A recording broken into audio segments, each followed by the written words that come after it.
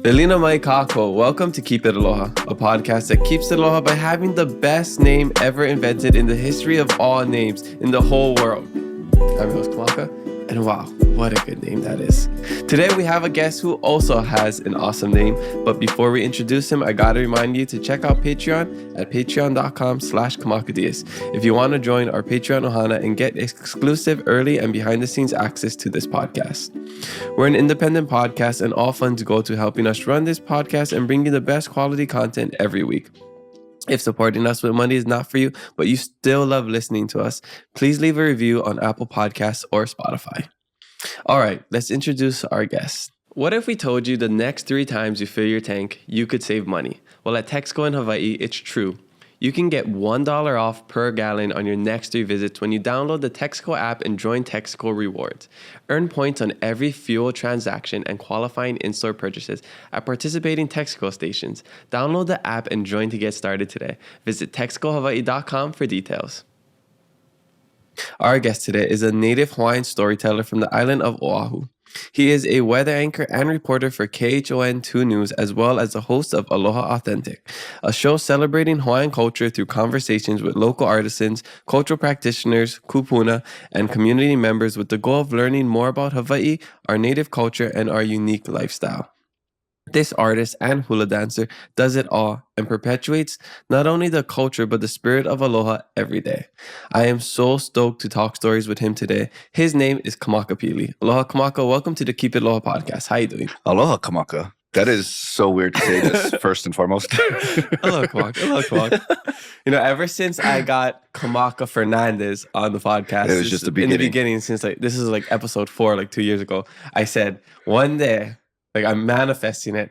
I gotta meet Kamaka Pili, and then I gotta be with Kamaka Fernandez, and we gotta recreate the Spider-Man, the classic Spider-Man photo where they're all pointing at each other. Bro, deal. We're on that. So we're actually planning our first ever podcast party with all past guests.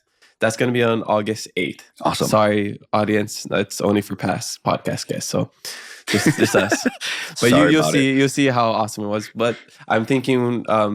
If he shows up and you're also able to make it, then I'll bring my Spider-Man suit. Yeah. Well, I wasn't thinking we need to be in the Spider-Man suit, but now I gotta go look up on Amazon a Spider-Man suit. But no, I'm super stoked that you're here. I've only met you in person this Thank you, Mary Monarch. months ago. Yeah, only Mary Monarch. Yeah, but we've been following each other for a little bit. Yeah, so I've been waiting. I'm meeting your parents actually before I met you. Oh, yes. Yes. I remember that. So we have a lot to get into, and I'm sure that it's going to be a long episode because we got 2 Kamakas talking. And if one Kamaka talks long enough, I can't imagine what it's like having 2 Kamakas. I always say, bro, 1 potagi on the table is bad enough. You get 2 potagis, that's dangerous. Oh, way. Okay, so let's get into it. I like to start at the beginning, just get to know our guests. Where are you from? Where are you grad? And what was it like growing up? Proud to be from Kailua, born and raised. My parents have been there. I'm 4th generation at this point. Went to Kamehameha schools, graduated just for high school, but everything else has been in Kailua. Mm-hmm. The best thing about growing up for me, I guess, it didn't really...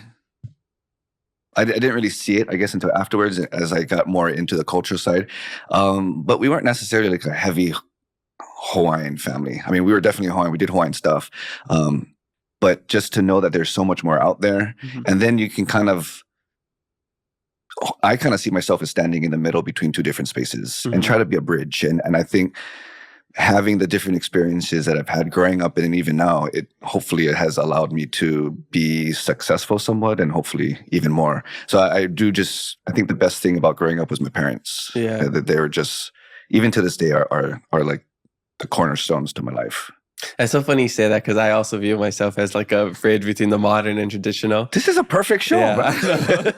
And so is yours. I was watching a couple episodes the other day. So it's so funny that, you know, we're kind of in the same space with the same mindset, with the same name. Wait, when were you born? July 21st. Okay, I'm March 27th. So I guess we don't have the same astrology signs. That it went only so far. Yeah. But that's so interesting. And I'm sure we're going to notice more things as this episode goes on. But I want to know, what kind of things were you into? Because you said you weren't like super into like the Hawaiian stuff. Like you did Hawaiian things. Same with me. I went Hawaiian immersion school, but my family, like, we didn't like surf or fish or go on the lo'i. It was a pretty normal local family, Yeah. And then we had the Hawaiian language. So that was like the most Hawaiian thing about us. Mm-hmm. But for you, what kind of things were you into? Well, growing up, my dad is a big time surfer. He was really? a very old school surfer. So we always was in the beach, but surfing was never really my forte. I think it was because my dad was so good, my brother was so good, and I was very ashamed that I wasn't as good with them. So, it kind of prevented. But I mean, cleaning the yard, that's my mahi ai. Taking out rubbish. But I don't brag about very much things, but I brag about my tutu. And she's 108 now, and she's still living. But she raised us partially growing up, and that was a big, heavy influence in my life and continues to be. And so as I started to become more aware of what Hawaiian culture consists of, or at least included, that was just my passion, from what my parents had given me. I just want to know more. And they always taught me to just keep learning, and keep going. So, yeah. Did you ask your grandma what's the secret to living long? It's really interesting because that's crazy. The first thing she says is she's never drank and she's never done drugs. Oh. I don't know about the drinking though, but I take her word for it. Come on, you have 108 years to try it. You've been through like that crazy time, like the hippie era. But she eats some, sea cucumber, fish eyes, and so you have all of that. But then she also has canned food. She Vienna sausage and pork and beans and stuff, which we don't necessarily think is the healthiest. So I just always took what she said as moderation in anything, but she always was doing something. Tutu always was in the yard. She always had her mala. She, pulling weeds. And so she was always active. And I think that is a big part and that's how I look at it. Is like, I don't want to stop. I feel like once you stop moving, that's when you start to get old. Yeah. But if you can just find a purpose, a kuleana to keep you going, no matter how old your age tells you, you're only as old as you allow yourself to be. Yeah, because I think after a certain age, your muscles start to deteriorate, right? So you have to keep doing something to keep up with the deterioration. But even that, now even if it's just talking story, and she just loves talking story. Yeah. So as much as we can, but she lives on Hawaiʻi Island, so it's hard to keep traveling back and forth. But yeah, she was a really big, heavy inspiration in my life growing up. Okay, cool. And when you were at Kamehameha, were you super into the culture during that time? Or you're kind of just going through the motions, your family sent you there? To be completely honest, I hated it. Yeah. I got in 9th grade, and after trying for all the other previous years, and I hated it at first because there was a group of us that came from Kailua Intermediate in the same class. And I remember the first day like it was yesterday. And then all of a sudden, we all have our own classes, so we don't see each other very much anymore. Then it was just so different. It was so complicated. The first semester, we had PE in class at a desk in a textbook, which I've never heard of that before. What? And I almost failed the class. So I go home and I tell my parents I almost failed PE, and they're like, what? I'm like, it's stupid stuff like this. But then after we get out and we actually do this. So it was just a whole different, a spiel for me. But then song contest came about, and me and my mom, we made a deal. She's like, okay, stick to song contest. And if you still feel like you want to leave after song contest, then fine. But if not, then there you go. Song contest came and went, and I was stuck. And I'm like, no, I'm not going anywhere. And I think it was just, first of all, I can't sing to save my life by myself. I found out you let everybody else drink more, that's when you start to sound better. So you sound better, they sound worse. Yeah, so it's not you drink more, you let them drink more. But then ho'ike and the hula performances is what really caught me. And growing up, it wasn't really a thing. I was kind of like the joke around, old guys, kumuhula and the mahu and all this. So it wasn't a big thing like I wanted to. But then I think it was a friend of mine that they tried for ho'ike, and they just enticed me to go. And they're like, try out. And ho'ike is the middle performance before the results come out for the song contest. And I got in. And I don't know, I just fell in love with it. And then we have our hula class called Hawaiian Ensemble, where you have to kind of audition to get in at that time. And I was in that, and it kind of just started off. And for me, I always give credit to hula, because it was hula that really brought me the exposure of, what you were raised with was being Hawaiian, but this is other things as well. And from hula, that led me into taking la'au classes, Hawaiian medicine, which then led me to study lomi lomi for a little bit in massage, which led me to ulana or weaving, and then kuku kappa and pounding kappa for a little bit. So it was really a leaping point So I'm not as active as I used to be in hula. I still do, but I still consider myself a hula person because I think it's more of a mentality. Like it's a mindset. Definitely. Yeah. Yeah. It's like you don't play sports anymore, but you're still an athlete. You Yeah, know? for sure. It's similar to that. So it was in high school that my cultural passion really began, I feel. And I give it all to Kelly Pauahi, because if it wasn't for her, I wouldn't have those opportunities. Super cool. Yeah. When I was Kula Kaipuni my whole life, preschool to 12th grade. And then I moved my senior year to Kaiser over here to play sports. But when we would have to do the hula classes, I was the worst student. I didn't like it at all. I would try to break dance and do stupid things. I would get yelled at. And then recently, well, I think like maybe 2 years ago, I took hula classes again with Kumujan. Shout out to Kumujan. Just to, try to like redeem that or myself, because I felt like I owed it to myself to like reconnect to that side of my culture. So I took it. I was just too busy, so I couldn't keep up. And it was cool, getting back into it as an adult. Just like any part of your life that you kind of neglected as a child.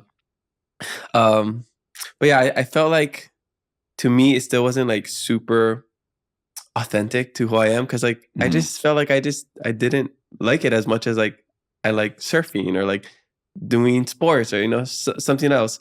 So I think at least for me, being Hawaiian, having the whole like Hawaiian language background, it felt almost like guilty, like not knowing how to hula, not knowing how to oli and stuff like that. Oh, I mean I do, but like not doing it, Yeah. So I don't know if you ever felt like that, but I feel like that was part of a lot of my insecurities growing up, was like not feeling or doing the part as like a Hawaiian. Yeah. I know what it feels like to go into a space that has high respected people in our community, very knowledgeable people, and then you feel intimidated because you don't know what they're sharing is completely new to you. You feel foreign to the space. And for me, it's that intimidation that could help, or it could prevent you from moving forward into the space, even though that you want to. And I know what that feels like. I mean, Olelo has been something I struggle with. I took up to all the way Makahiki Eha in high school, started back in the bottom in college, went up to Ekolu. I couldn't pass it, so I ended up backing out. And I went in with college with Hawaiian studies, but I ended up graduating political science because I couldn't pass the Olelo part. I mean, I'm still learning how to speak English, so trying to learn how to learn a whole other language is like, I'll get to that when I can. But when I hear people, especially little keiki now, and they're just rapping and they're going on, and it's, wow, bro, it just gives me chicken skin and makes me feel like, I got to get back to it. And just recently too, the vet that we take our dogs to speaks Olelo, and she was telling how she just raises her children, that Olelo is their first language. They do doctor appointments, vet appointments, all in Olelo, if you choose to, and you can. And she was starting to talk to me, and then I'm answering her very little bit, and she's like, "Makau'oi, you scared?" I'm like, yeah, it still has that intimidation. And I know when you're in school, that's the one thing they tell you is you can Olelo as much as you want in the classroom, but it's really what you do outside. So I always tried, and then, it's being corrected, or, just ashamed that you're not saying it right. You don't know how to. And yeah, so that whole part makes it, even to this day, it's like, but then at the same time, I'm not going to allow that one part, just because I'm not knowledgeable in one space out of everything that means to be Hawaiian. It doesn't make me any less of a Hawaiian. And I feel like we all have our kuleana, we all have our gifts and everything. And we have all things that we can strive to be better at. And that's something that I can just strive to be better at. Yeah, I agree. I feel like I came to accept who I am and like the things that I like. And I feel very secure in my identity as a Hawaiian, knowing that I don't have to go work in the lo'i, in the mala every day. I don't have to oli and hula every day. I could still be a Hawaiian and do the things that I'm doing and still represent Hawaii and Hawaiians with the things that I'm doing. I've spoken to a couple kūpuna, and one thing they actually brought this up is, in today's world, I guess because it's so visual, hula is kind of like when you're talking about being Hawaiian, or you're a hula dancer, or, it's just other things. But not necessarily giving the attention to surfing. And I think that was the one thing he was talking about. Surfing is just as Hawaiian as a hula dancer. So in that sense, it's not the most appropriate to only highlight hula dancers. I think that was kind of his point too, is why are we only shooting hula dancers? And as a hula dancer, I'm like, no, I agree with you, because there are so many other arts that are in our culture that we don't necessarily always highlight because it's not the most visual, it's not the loudest, it's not the fluffiest, but we should be giving just as much attention to the other arts as much as we do to hula. Oh, that's a really good point. Yeah. And I feel like, you know what, that's 100%. And so if you're in the water surfing, shred. You're just as Hawaiian as somebody doing the uehe amian slide. Yeah. You're dancing on the waves. Yeah, exactly. Especially if you're longboarding and you're walking. Yeah. I'm learning about that one. I still try. Oh, I'm going to do that next time. Next time I walk, I'm going to kaholo instead. So you do an ami all the way down. Yeah. As I'm falling off, I'm like, oh, well, that's super cool. So yes, seems like we almost have parallel lives. You're a little bit more into like the cultural practices, and I have the language. Yeah. So basically, if we combine, we'll be the perfect Kamaka. This is going to be an awesome... And then bring the other Kamaka in, and we're just going to be like the Marvel superheroes. And then he has the high falsetto. Perfect. The Marvels. Yeah, exactly. Yeah. You ever watch Dragon Ball Z growing up? Never did. The closest thing I got is Kamehameha, which I guess that's what he yells. Which I wonder, how did you guys get that? Yeah, well, I only bring that up because they have this fusion where they're like, fusion, huh? And they can fuse with somebody and they make a new person. So maybe we'll figure that out one day. I'm down. That's cool. Okay. So after you graduated, what did you end up doing?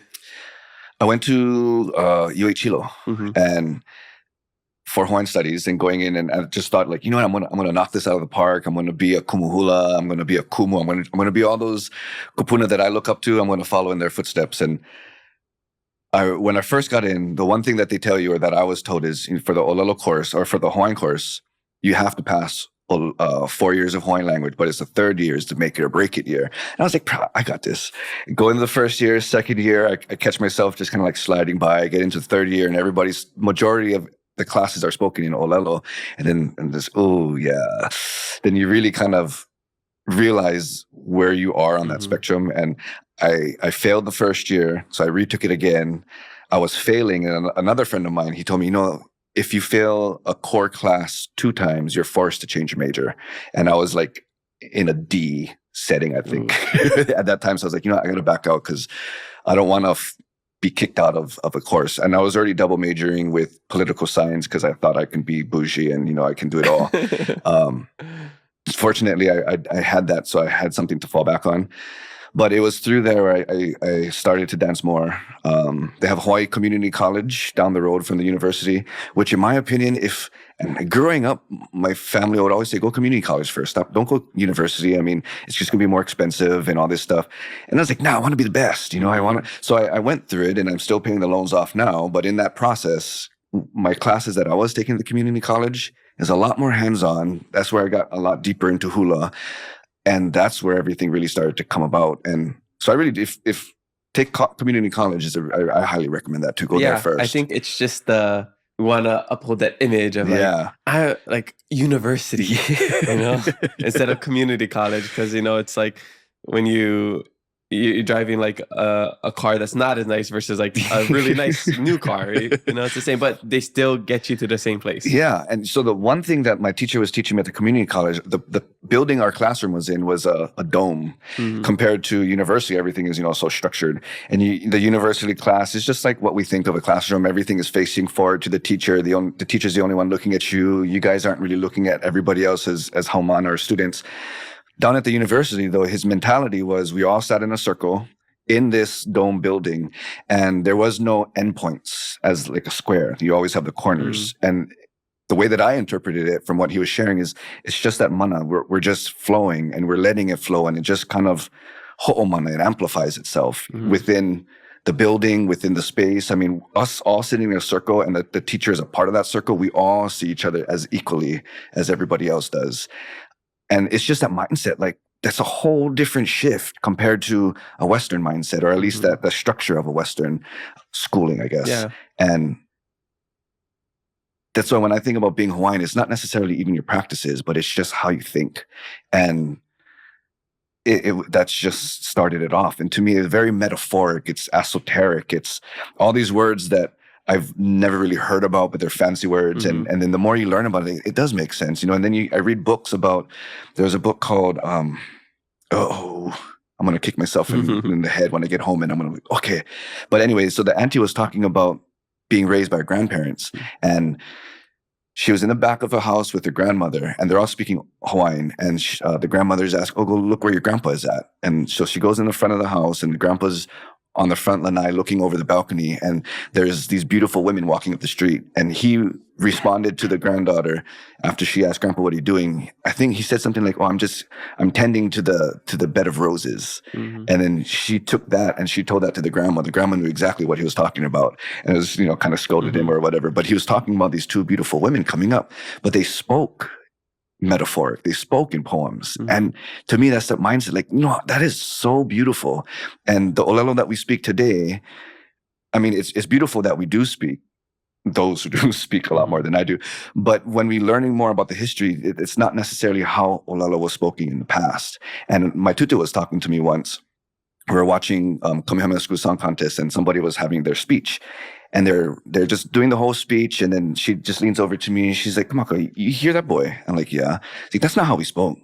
We mishmash. We just put words together." And I just took it as that's exactly what pidgin is.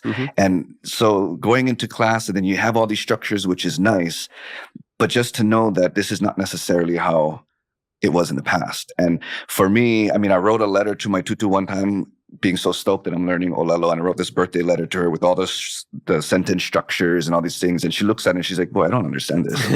I'm like, "Oh man." But then it's just that thought process that even what we learn, you can't tell somebody they're right or wrong. Like hula, you can't say that one hula dance is, or the way that they take a hela is right compared to another school who takes a certain hela.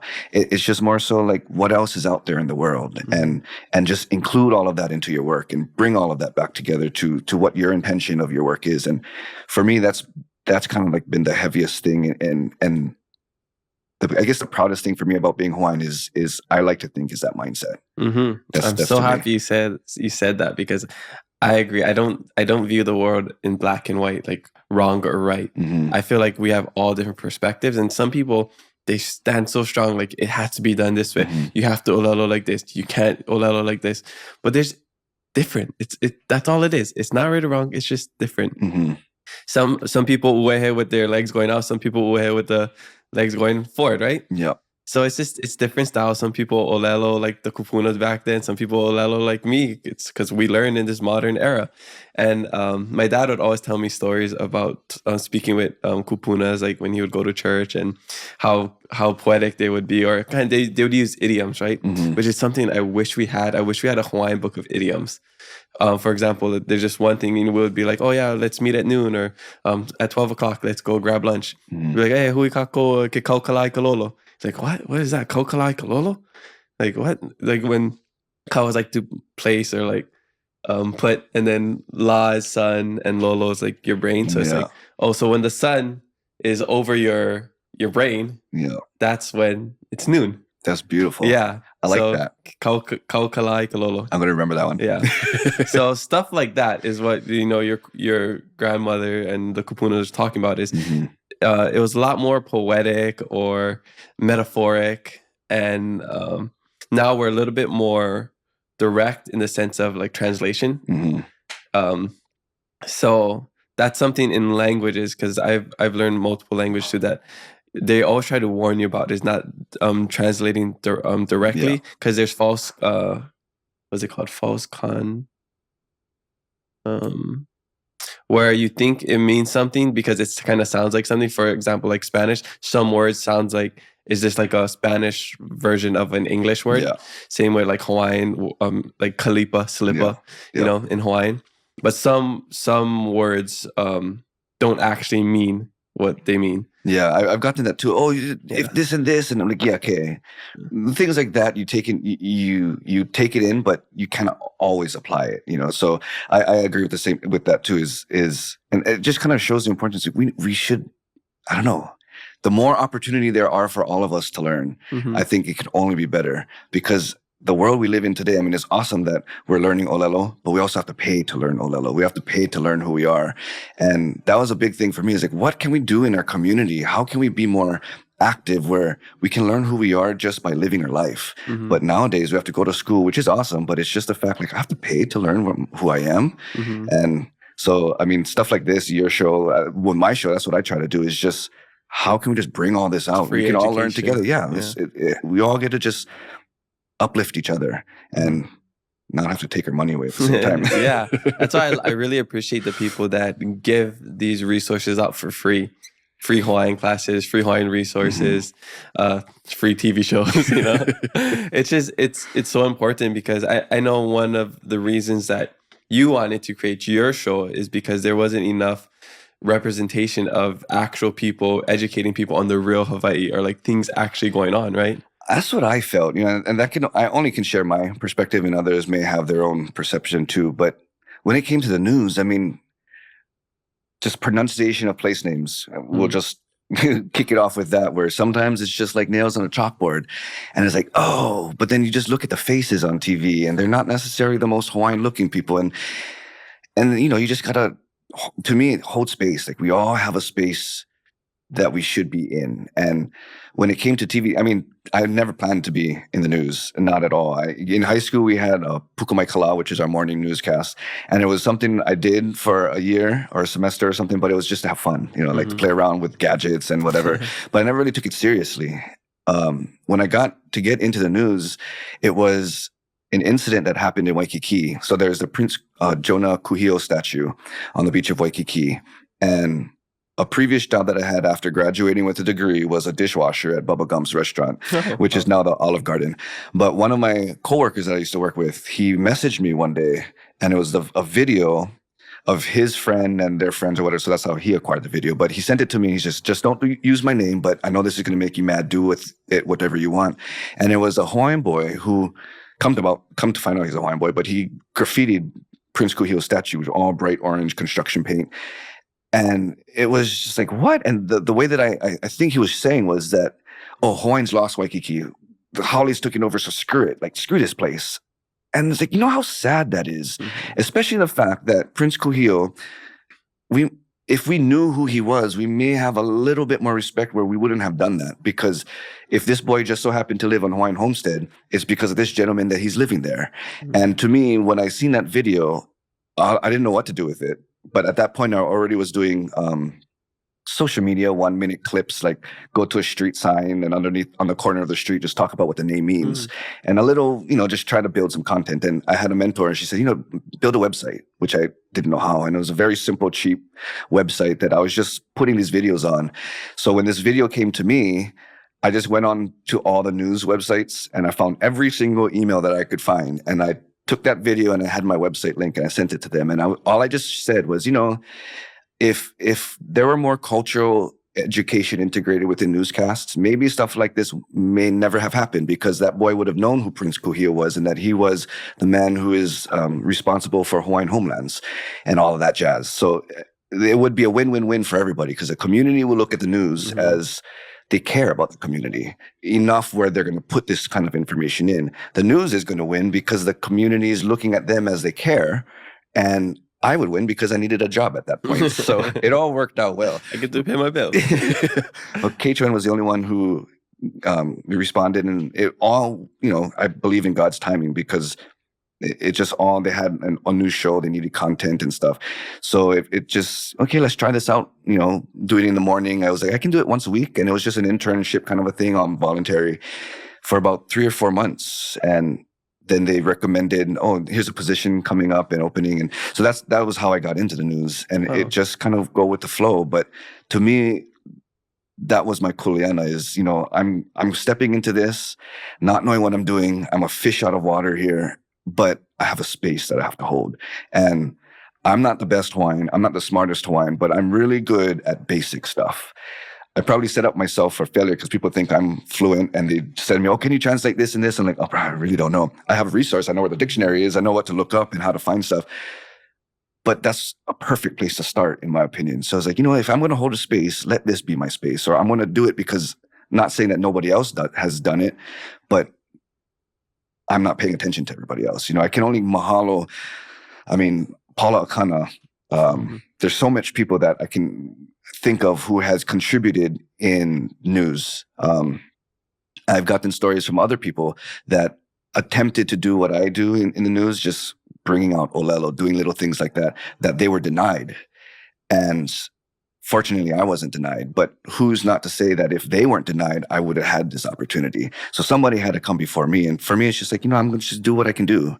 And hold space. That's all we can do, and just do our thing. And it's just continuing to do that. Yeah, I love I forget that. what the question was. Sorry. No, I feel very similar in the sense where I felt there was a space needed for Hawaiians on social media, on mainstream media, to voice our opinions and our mo'olelo in ways that wasn't before. Because I grew up in the era of, half without social media, half with social media. So by the time I was in college, social media, Instagram and all that was, just booming. And then I would see a lot of people come to Hawaii and just post about hikes and what Hawaii don't even is. Get me started and on that. all the things. And it was like, it was never a Hawaiian or local person getting famous from Hawaii. No. And to me, it wasn't about getting famous or not. It was just these people are gaining a following,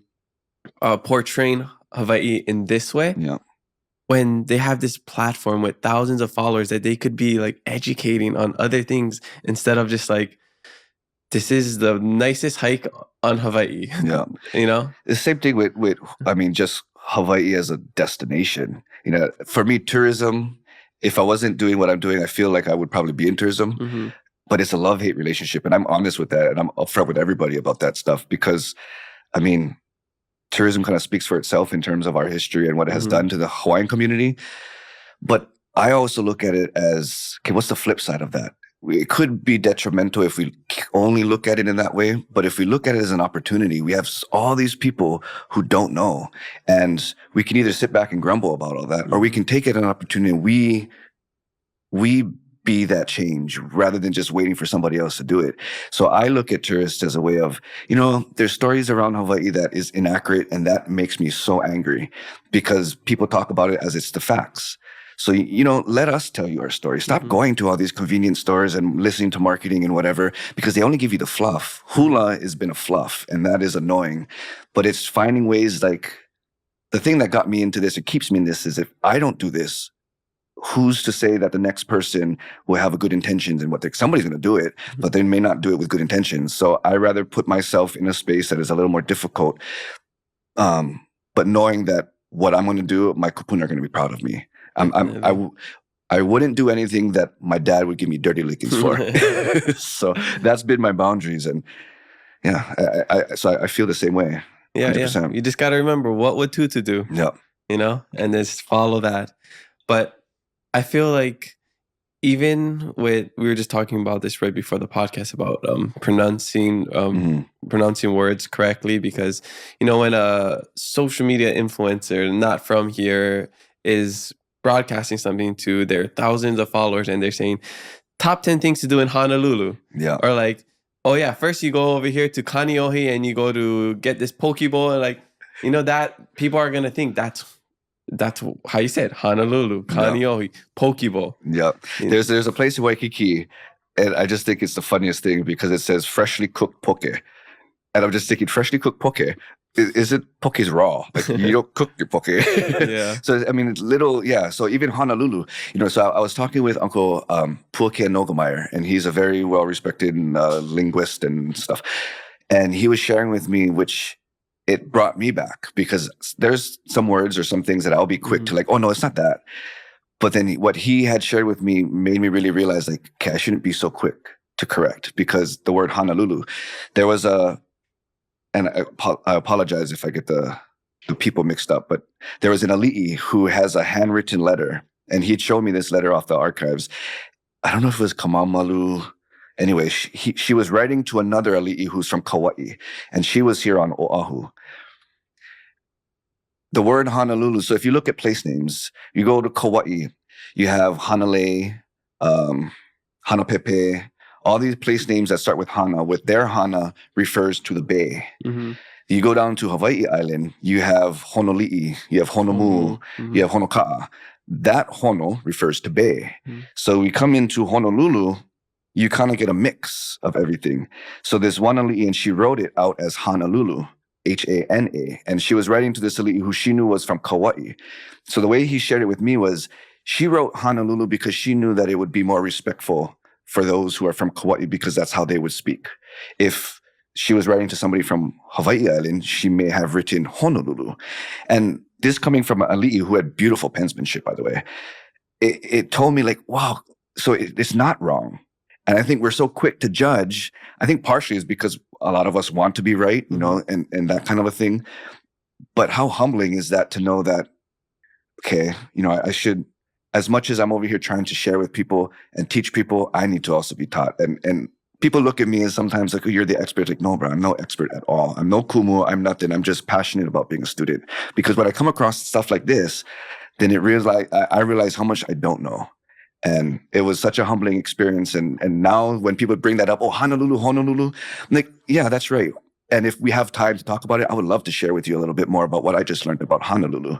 You know, so it's little things that I'm learning is education, like, is key. But what is the best way to educate? Sometimes it's harsh. People don't like to be corrected. So the way I try to look at it is, what is the best way we can just talk story and we can learn better and learn together. Mahalo for sharing that. I remember seeing a video on something like that. I couldn't remember what the story was. It might have been like Ka'alala, Malia State sharing something about Honolulu. Or because that's something that would always bother me is like, why do they keep saying Honolulu? It's Honolulu, it's ho ho ho, not ha ha ha, right? But then I remember hearing that, so it would stop me from being so quick to correct Honolulu specifically, and the Honolulu stuff. It still sounds weird though, Honolulu. It does, especially if it's spelled Hono. That's the thing. It's like if we're gonna promote it, you know, those who don't know, like visitors around the world, they say Honolulu because they're not thinking about, you know, what we just shared. So in that kind of sense, like, I think it's appropriate to correct because we want to also know how to properly pronounce our words and our letters. And to me, that's the 101. But then how do we get a little deeper? This is the next, you know, like Shrek, life's an onion, and just keep peeling away. So that would be like a deeper layer to me. So I just feel like there's so much things we all can contribute. We all don't have to be kumu. Like, we all can contribute to this ho'ola hui by just whatever we know. And yeah, I like how you say that you're not the expert, and the more you talk to people, you figure out you don't know nothing. Because I always share that too. When people ask me what have I learned on this podcast, it's nothing. It's like I learned that I know nothing. And I share this quote all the time by Socrates: "It's real wisdom is knowing that you know nothing." And I feel like the more you learn, you can get to a point where you're like, I got a degree, I talked with 100 experts, and then you talk with 100 more, you're like, wow, I knew nothing. You know, it's just that just always being a learner is the best way to look at life, and not just being okay with only believing one ideology and just sticking with that, because there's so many different ways to learn something, to view something. There's so many stories about what, same with the haole, ha'ole, like all of that, right? There's like 3-4 different accounts, maybe even more. You know? I mean, that's another one too. So haole is, I mean, a lot of people has brought that up. Oh, you can't say haole, even on TV. Oh, you can't say haole on TV. I'm like, but it's a Hawaiian word, and you can't tell me I can't speak olelo. You can't tell me that I can't speak my own language. So let me educate you what haole is. Haole has nothing to do with a derogatory word. Haole is foreigner, you know. And then you share the spiel of why we associate haole with more white people. But again, it's not a derogatory thing. And one story that we hear commonly, which I was corrected, so I'm just sharing another perspective, is people like to break up that word, as we were talking about, like breaking words up and getting the meaning. So they break it up into ha and ole, ha being breath and ole meaning negated, like nothing. So they say ha ole is without breath. A friend of mine told me there's no record of it being shown like that. So there are modern interpretations of words, which I think is nice, that we have some way to kind of visualize what a meaning of a word is, but also not saying that that's how our kūpuna looked at it as. Haole is just haole. Kind of like aloha. People say, oh, alo is your Alo face, and ha, and your breath. Alo is that exchange of breath. I was told that's not necessarily true, but it's a great visual, but you can't just say this is it. Mm-hmm. It's just one of many that people would say. And it's just my thing is like, right, you can't tell people what's right or wrong. You know what it is from you. I mean, people ask me too, is it T or the W's? Is it a V sound or is it a W sound? Like, it's either or. It's just how you learn. And by practicing what you learned from who taught you, you're giving them honor. But then when you learn something else, be open about it. Like, oh yeah, you can do it this way. It said it this way, but this is just how I say it. Molokai Molokai is a whole nother conversation that is like the question of the year I always get. Is it one or the other? First of all, you got to talk to a Molokai person. But they have their own reasonings too. And from what I've gotten, it's not one is not right, not one is wrong. It's just who you learn from. But again, you got to ask the Molokai person on that one. Yeah, I've spoken with people like Cal Neesmith. He's this Hawaiian language expert about Molokai and Molokai, and Kauai and stuff. He says it's Molokai, Kauai. Just because, grammatically, same with aloha and ha'ole, aloha. It doesn't make sense because if it was aloha or ha'ole, you would have the okina and then you would also have the kako on top of the e. So like you said, it's good visualization and it's a great story and it's a good way to think of it, you know? That may not be what it actually means. Like if you break down the etymology of it, maybe it doesn't make sense. But yeah, I do like it. Same with the Pilahi Paka, the aloha, the acronym. Yeah. Like some people don't like it, but like it's a great way to break it down it's beautiful. That's exactly what I'm saying. Yeah. It's like this when I share this with you, because I love to share those acronyms and those messages, that's a big part of I guess my art. I like to think where I came from and what inspired me, but I always say that this is just one approach, because when we say aloha, I mean, today it's thrown around so easily. And I mean, look in Waikiki, how many stores and how many brands carry aloha just to have a fluff to it. And it's wow, bro. But at the same time, it's totally lost my train of thought on that one. Happens a lot. Yeah, no worries. Anyway, sorry. No worries. I know Sorry, I know where you're going. I know where you're going with the misuse. Yes. Honestly, I don't even think it's misuse. It's maybe it's not used in the most appropriate way, or it's used to benefit somebody who has no real connection to it. It's like marketing, how people romanticize Hawaii and Hawaiian language. Like if I'm not even a Hawaiian business owner and I'm opening up Aloha Poke or, Aloha Grinds or something, it's just because I know that's going to sell. People are going to be attracted to it. If I'm in, New York and I visited Hawaii 2 times and I'm just like, come into Hawaiian Foods 808, and then people. This is your Hawaiian experience. Yeah, exactly. So I think that's the stuff that we don't like. Yeah. So when we say aloha and we have that structure, so when we talk about akahai, lokahi, olu, olu, ha'aha, ahonui, when we talk about aloha, this is one way of it. If you need a visual of what it means to be aloha, that's why I always give credit to her. I mean, to know that Aloha Spirit is an actual law within our state. And we have the Aloha Spirit law that we have taken it to. Aloha means so much to us that we've included in our law. How many people know that though? And it's those kind of things that I like to bring out and talk about, because it's that important and we don't talk about it enough. Yes. That's why it's on us to keep perpetuating not only the culture, but the Aloha Spirit, whether you want to believe it's real or not, or you think it's just like a marketing ploy. I think Aloha is real. I think the Aloha Spirit is real. Yeah. It's not something you can like physically touch. And it's not even something tangible. I have to tell you. Yeah. I mean, I think that's the biggest thing is I don't have to tell you Aloha. It's my actions that should show the Aloha. And I would hope vice versa too. And because I think when we just throw it out, it's so superficial. It's very shallow. So, how can we get it deeper? Yeah. I believe that with a lot of things, with haole, aloha, being Hawaiian. I think the mindset and the lifestyle is so much more important than the actual word. Yeah.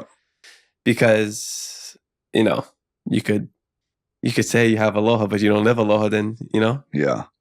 Are you really aloha? You could say you're Hawaiian, you're 50% Hawaiian by blood, good job, but you have a haole mindset.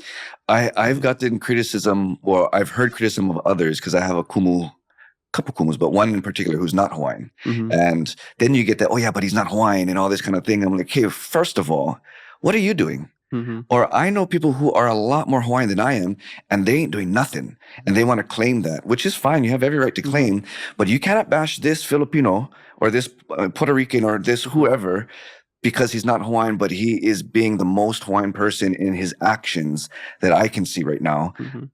And you're just talking. So to me, again, I mean, then we think back in the olden days, what is this whole blood quantum about being Hawaiian was never, from my knowledge, was never part of the conversation. What I was told is about how much Hawaiian you was never a thing until Prince Kuhio. And then the whole Hawaiian homelands came about where you have to be at this point 50% Hawaiian. But to my knowledge, when Prince Kuhio was writing this whole commission act, he didn't want a percentage, but it was America who put that in. So then they found their way. And it was from that point on, then it's like, oh yeah, how much Hawaiian are you? But prior to that, my knowledge is it's through your actions, for your intentions, for what you're doing. I mean, Kamehameha was able to win his battles because of foreign influences, because of his haole friends. And then look at us today. I mean, there's many of us who grumble against haole people. And when I look at that, it's, again, very humbling. Like, take yourself back a little bit and look at a bigger picture. Mm-hmm. And when you take all of that account, then how do you move forward? Yeah. I think the hate on haules, on foreigners or white people, it's just because of the history, and people don't really know the entire history. They're just like, oh, it was military. Oh, it was haole people. So we hate all haules. We hate all military. Yeah. Where, I mean, did you know that one of the people that saved the Hawaiian language is not even Hawaiian? Pila Wilson. Yeah. He's one of the smartest men I've ever met. Super knowledgeable in many languages.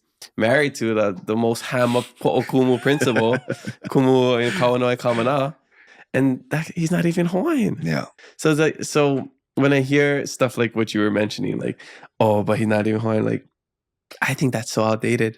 I mean, it's so outdated. Kamehameha schools, we all give credit to Princess Pauahi, which it was through her will. But that's the thing, it was through her will. It was her haole husband who was the one to put her will into action. So the Kamehameha schools only came about because of Charles Reed Bishop. And if he didn't have the love and the trust, I guess, from the Hawaiian people, where if I'm not mistaken, when he passed away, he was given the last ali'i kind of a service and funeral kind of a thing, because he was held to that esteem. And so when I read stuff like that, like, you cannot judge. You can't take all haole people and put them into one. I know that's easy to do, and it's hard to step back and keep your emotions, but think of what you're doing, And to me, that's important, is don't be quick to judge it, because I can be the easiest one to you.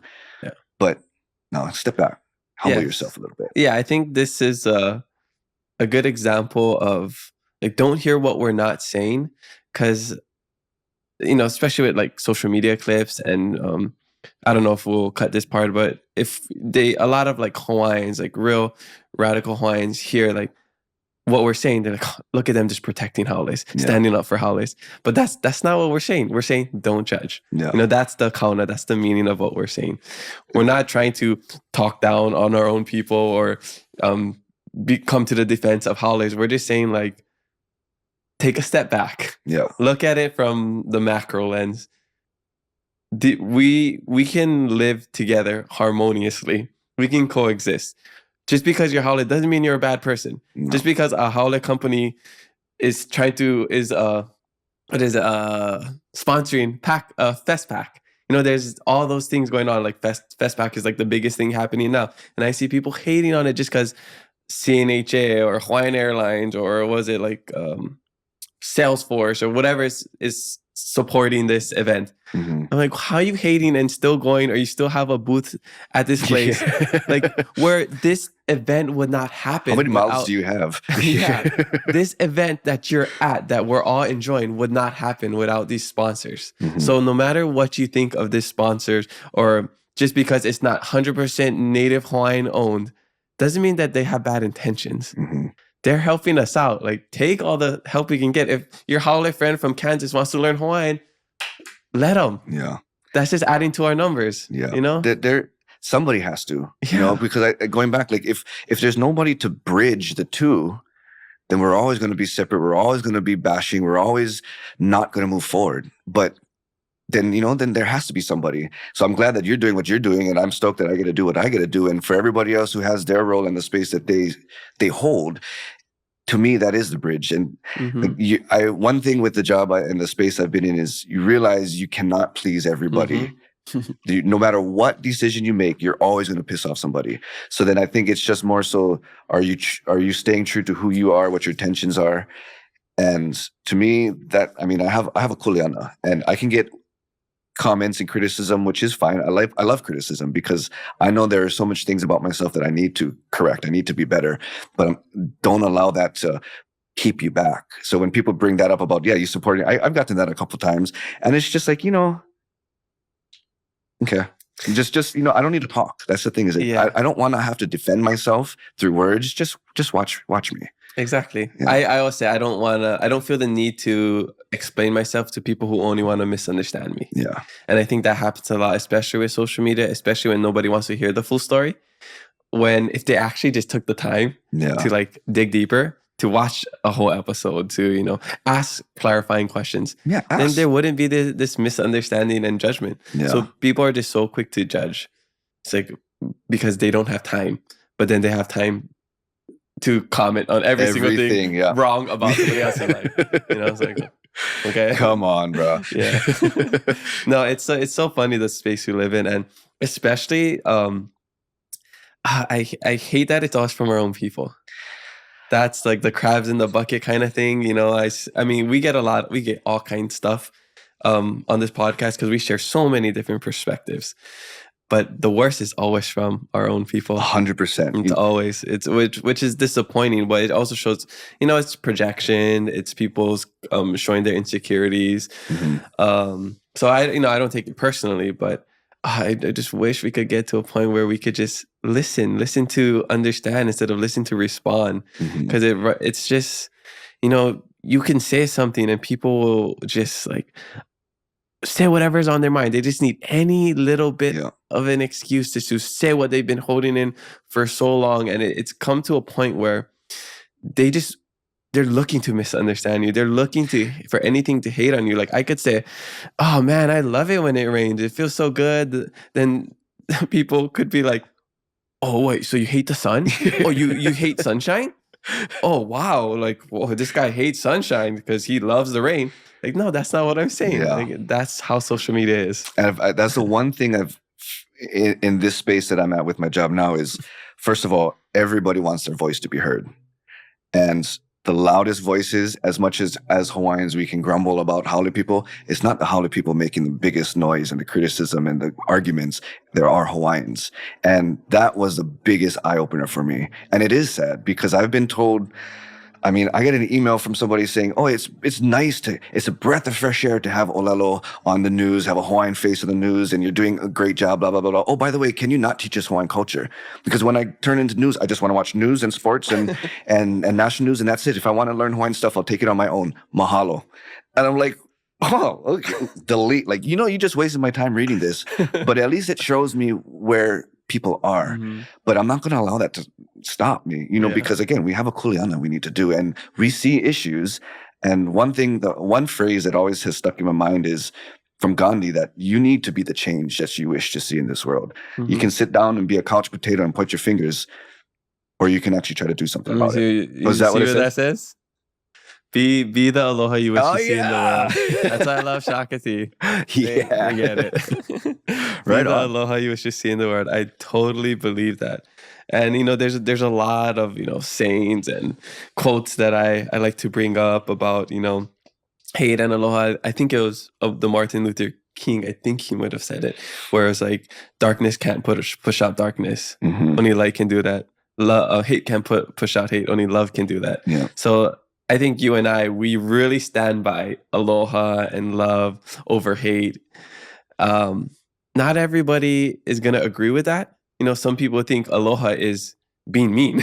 Or weakness. You know? Oh, yeah. No, but like some people, like, you know, I've had a past podcast guest is like, my aloha is like holding people accountable and calling people out and bullying them in a sense, you know? Yeah. Like some people view it as that. And if that's how they want to view it, that's fine. But for us, we're being authentic. We're staying true to who we are. We're like, aloha is love in the purest form. It's compassion. It's, ahonui. It's, lokahi. It's all of that. You look through all of that. I mean, for those who may not know, akahai meaning to be calm. And the way that I took it as was, or calm or gentle. And you act like, imagine if you have white gloves on your hand. So no matter what you leave your hand on, you never leave your fingerprint. You never leave a mark. And you always leave places better than when you got there. That's being aloha, lokahi, to be united. But I imagine we're at like this big circle table and we have so many people around this table. How can we all come to that center point of the table? I mean, I think lokahi probably is the hardest. Nah, they're all hard, but it's one of the hardest because, I mean, working with somebody else is an art form within itself. And you get how many people together on one point, on one table. That center of the table is very hard to achieve. But being able to compromise, I mean, compromise is aloha to some extent. But then you have your boundaries.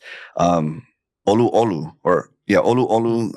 comfort, to be gentle. But the way that I had taken it as, it's kind of like a duality. Like you want to be as gentle as if you're carrying this brand new baby, but you want to also have the strength of cool that you're not going to drop the baby. So you have to have this balance as well. So sometimes, I mean, personally, I feel like if somebody needs to be called out on something, not in a bullyish way, but like stern, that is aloha if the moment calls for it.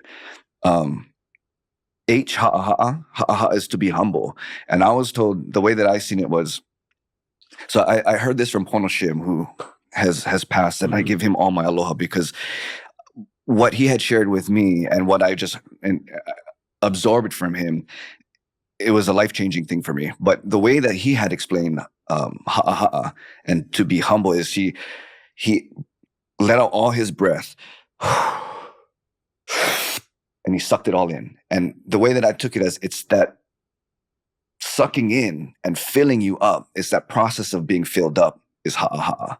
It's not the state of being filled up, but it's always achieving to get to that point. Because if you're at a state where you think you're bomb, you're not being humble already. But if you think that there's always another step for you to be a better person, but you're always striving in that direction, that action of filling yourself is ha'aha'a.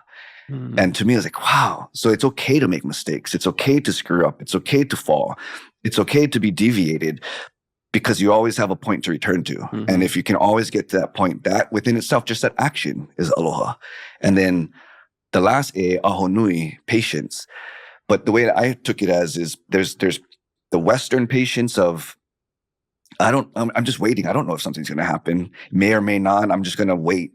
That's a Western mentality. But if you take it in a Hawaiian mentality of this ahonui, it's waiting, but I always take it as you have to have a backbone of faith at the same time, because you're waiting knowing that moment is going to happen. It could be in your lifetime, 5, 50 years down the road, or what you're waiting for could even be in your children's generation. It may not happen in your lifetime, but to know the fact that whatever you're waiting for will happen, get back to what else you're going to do. Stop stressing about it. To me, that is ahonui. So even being aloha within yourself. Aloha is not just a transactional thing with somebody else. You have to have aloha, because if you don't have aloha, you have nothing to give to somebody else. And that's just the more I'm learning that, the more it keeps me humble, I like to think, or the more it just, I don't know. I'm still learning, and I better not act like I'm haimakamak and all this kind of stuff, because I'm not, I'm not there. That's so beautiful. And I feel like beneath all of that, it's positivity. Yeah. Every single thing that you shared, it's a positive thing. It has a positive connotation. How can patience have a negative connotation? How can olu, kindness or, comfortable? There's no negative connotation for that. And I saw something recently. I think it was just like a post where it's like patience isn't just like waiting for something negative or like ignoring like something negative and just being patient that it like goes away. It's positivity. It's knowing that there's a positive outcome at the end of, this waiting. So I feel like with all the things that you shared, it's having a positive outlook on life, having a positive mindset, knowing that no matter what happens, all this hate, all this negativity, knowing that there's going to be a positive outcome at the end. Mhm. We don't know how long it's going to take, but there's going to be something positive that comes out of all of this. Yeah.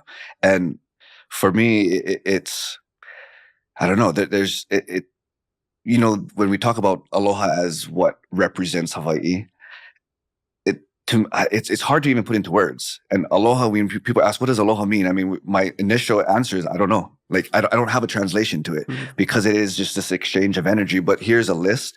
But going back to that positive and negative thing, that's one thing I strive for. And it's not an easy thing to do. And I fail all the time. But with every negative, there is a positive. You just have to take the time to look for it. And it's not the easiest thing to do. And it's not always a quick thing to do. But if you take the time, I'm a man of faith in God, and I'm on my journey with that too. So the more I can just believe, and I think belief has its own power, and you can say it in other ways, put it out into the universe. I'm calling it into existence or whatever it is. It's all the same thing. Prayer, manifestation, it's the same thing. Exactly. So it's what your intention is and what you put into that. It's like a seed. I just always think it's a seed, and your actions is either water to the seed that's going to grow it into this beautiful fruitful tree, or if you're going to give it bad energy, don't expect nothing good to come from it. So your life is this feeding of your good intentions or whatever you have hopes for in the future. Yes. It's all through your actions. Yes. And just remember, when you plant the seed, you don't get the fruit the next day. Yeah. You got to water, you got to be patient, and then you get the fruit. And that's the many hardest years part. later sometimes. Yeah, I'm learning that's the hardest part, but life is all about that journey. And yeah, I just feel like I'm talking to myself because I need to remember this. That's what this that's is. my this reminder is, for this, myself this all the podcast time. is therapy. Yeah. That's what it is. It's I figure things out as I'm speaking to people on this podcast. Yeah. There's so many times where I'm just like, whoa, that was an insecurity that I didn't know I had.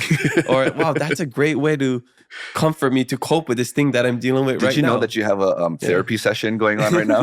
This one, if my guest started to lie down on this couch right now, it would be straight therapy. Or sometimes I got to go lie down on this couch. Switch But chairs. even just like venting, Oh, yeah. venting, like sharing our similar, trauma bonding, about how like the haters would. You ever heard the term Hollywood Hawaiians? I started hearing that all the time. It's basically any Hawaiian who was doing something successful is a Hollywood Hawaiian. That's how I take it. So it's a compliment to me. Yeah. It's just a way to flip it, because it's like, oh, you work with Texaco.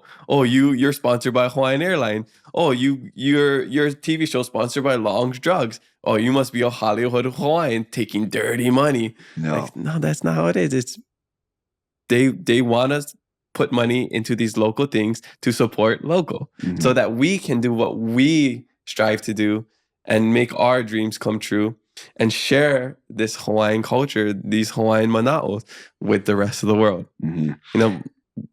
People can say, well, you can't eat money, you can't, we don't care about money. Like, let's just be really real. We need money to survive. That's reality. Yeah. We can have our dreams of where we want to be, but my mom always tells me, well, that's not realistic. Okay. But yeah, there's just so much. I forgot what I was going to say on that one too. Yeah, no, there's a lot to unpack, but we'll we can keep going on and on. My bladder is getting pretty full right now. I was sucking in the shaka tea essence. So, but before we take a quick shishi break, I wanted to dive into the meanings of our name, because we're talking about the meaning of aloha. Oh, this would be awesome. And names have a lot of meaning in the Hawaiian language and other languages too. Yeah. Even English. If we hate on the English language, we hate on America, we hate on everything American and Western. But names have meaning. A lot of the English 100%. Names are biblical. Yeah. And those biblical names have meaning and they're strong. So again, I feel like I should put out disclaimer, because all these things that we bring up, it's almost like being a devil's advocate. It's not necessarily that we're like saying we're trying to like elevate these other things that aren't Hawaiian. I'm just like trying to give perspective. Yeah. That's all I'm doing. Hawaiian is amazing, but so are all these other things, I just feel like you don't need to like tear something down to raise something else up. I think that's the problem. You mentioned the I'm a crab syndrome earlier today. I mean, the crabs in a bucket. Why do we have to pull down everybody else just to raise ourselves up? Like we all have our own kuleana. Help to uplift everybody while doing it yourself as well. So I guess that's what I'm saying. And that's always the essence of this podcast, is not trying to raise these other things up at the same level of Hawaiians, because Hawaiian is awesome. All the things we do in Hawaii is super awesome. But so is, some other holiday things that we all love. Mm-hmm. I mean, another perspective, like people want to hate on certain companies or whatever, but they're so selective, yeah, because they're like, oh yeah, we don't like Mark Zuckerberg because he's doing all this stuff on Kauai. Like, okay, well, you know who owns you know what he owns? Facebook. You know what he owns? Instagram. You use Instagram every single day, but you're not hating on Instagram, so it's like, yeah, again, sorry, side tangent. Anyways. I do it all the time, so I'm with you on this. But I agree. Sorry, I agree with all the different, the support that you get. I mean, I look at it as life is a game. Like this is just my perspective. I look at life as this is a white man's game. And I mean, look at Hawaii's history. So we can either sit back and be played with, or we can play the game. And my thing is learn how to play the game and just play it damn well. And that's on you to figure that out. But to know that the opportunity is there. So getting all this support, I mean, if people want to love on Hawaii, love on you, take it. Yeah. Absorb it. yeah, exactly. So I'm going to share my name, Kamaka Kupono Sonora Diaz, but just my Hawaiian name, Kamaka Kupono, is, we all know Kamaka is the eye. So that's a very simple, explanation. Like my name means the eye, but it's deeper than that. My middle name is Kupono, which is righteousness, which is, in a sense, positive. So Kamaka Kupono means the righteous eye, and that means the one who sees things in a good way. And my mom always says it's name fulfillment, because I really am like that. I'm a big positive guy. I'm an optimist. So Kamaka Kupono is really the one who sees things in a good way. Well, you're lucky, because my Kamaka and the eye have horrible vision. So joke was on my parents when they gave me that. You have contacts right now? I do. But no, so Kamaka is for me, James Luke Kaunohiokala Kamaka Elohine Iteru Pili. So Kaunohiokala Kamaka Elohine was a Inopo, was a name given from my mom's grandma. That's and she had written it down on a piece of paper in her handwriting, which I gotta say, our kūpuna back in that time had beautiful penmanship, and just the way they spoke was just so elegant. But she wrote it on a piece of paper in blue ink. I still have the piece. And to her, the translation was the iris, dreamy eyes of the sun. Ooh. So the iris, like, of your eye, which again, I have horrible vision, so joke's on you, grandma. But sorry, one more time. Ka'onohi. So that's another thing too. Ka'onohi, but the way that she had written it was without any diacriticals. So how I was taught it was Kaunohi Okala. Oh, Kaunohi. Yeah, but to some others, like they'll correct it. Okay. But the way that I always say is Kaunohi Okala Kamaka Elohine. Yeah, Elohine. Okay, wow, that's so beautiful. Yeah. So, but also in names, you don't need all the diacritical marks. Yeah. Just to like combine stuff. Well, and then some. I remember I was in a class and someone had.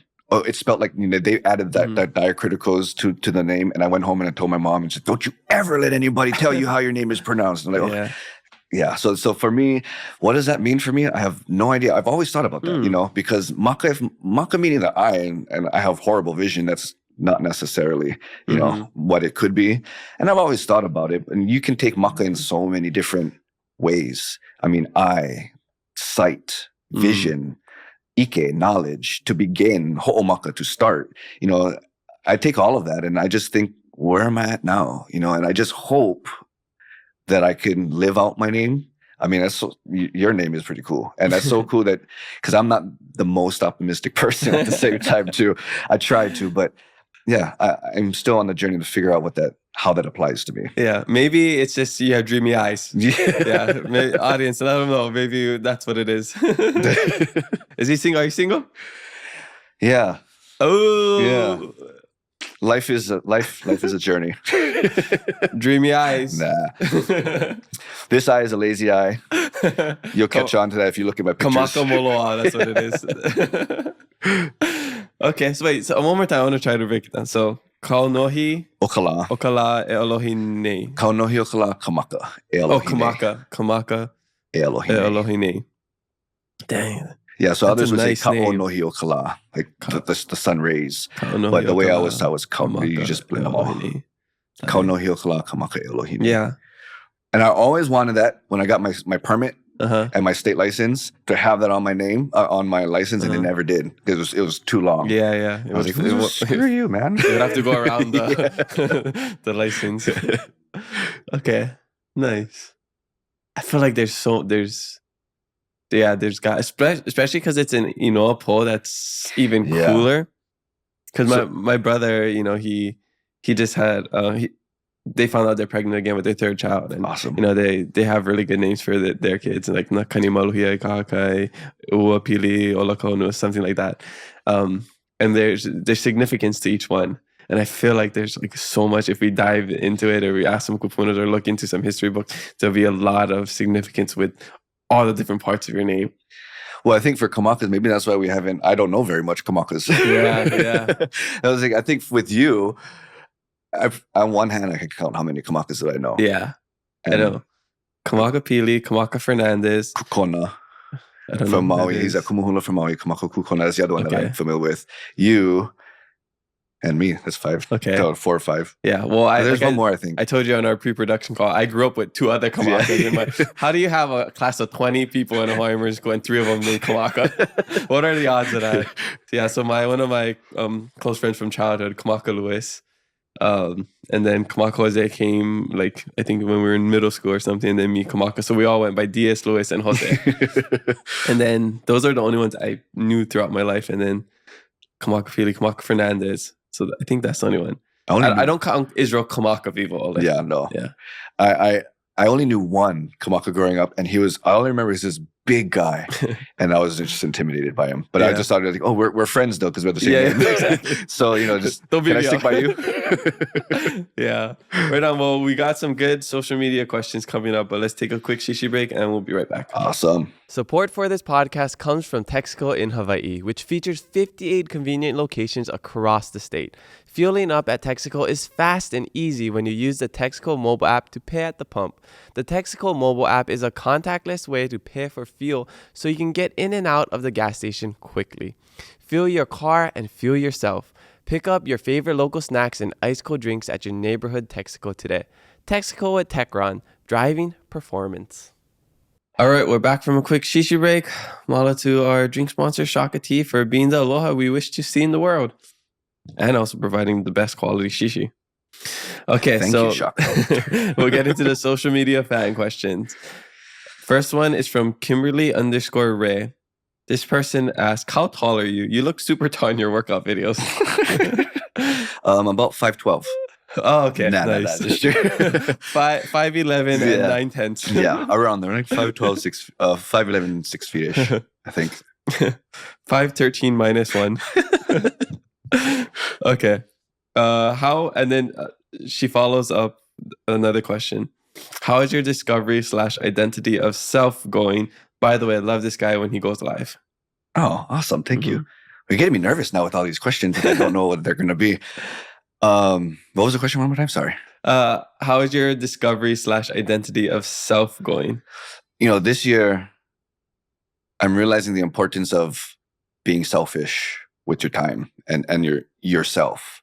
And this year has been amazing so far in that journey. Awesome. But there's been a lot of sacrifices, a lot of changes, a lot of things that mentally, physically, but as a man of faith, I try to spend time learning about God. And by doing so, I'm learning more about myself. And I'm realizing that you like going back, I think I mentioned before, like you have to have the love for yourself before you can share that love with somebody else. And especially in the space that I'm in today, like I want to make sure I'm the best representation of not just who I am, but of my family and our lahui. So I want to make sure that I'm on top of my game in any space.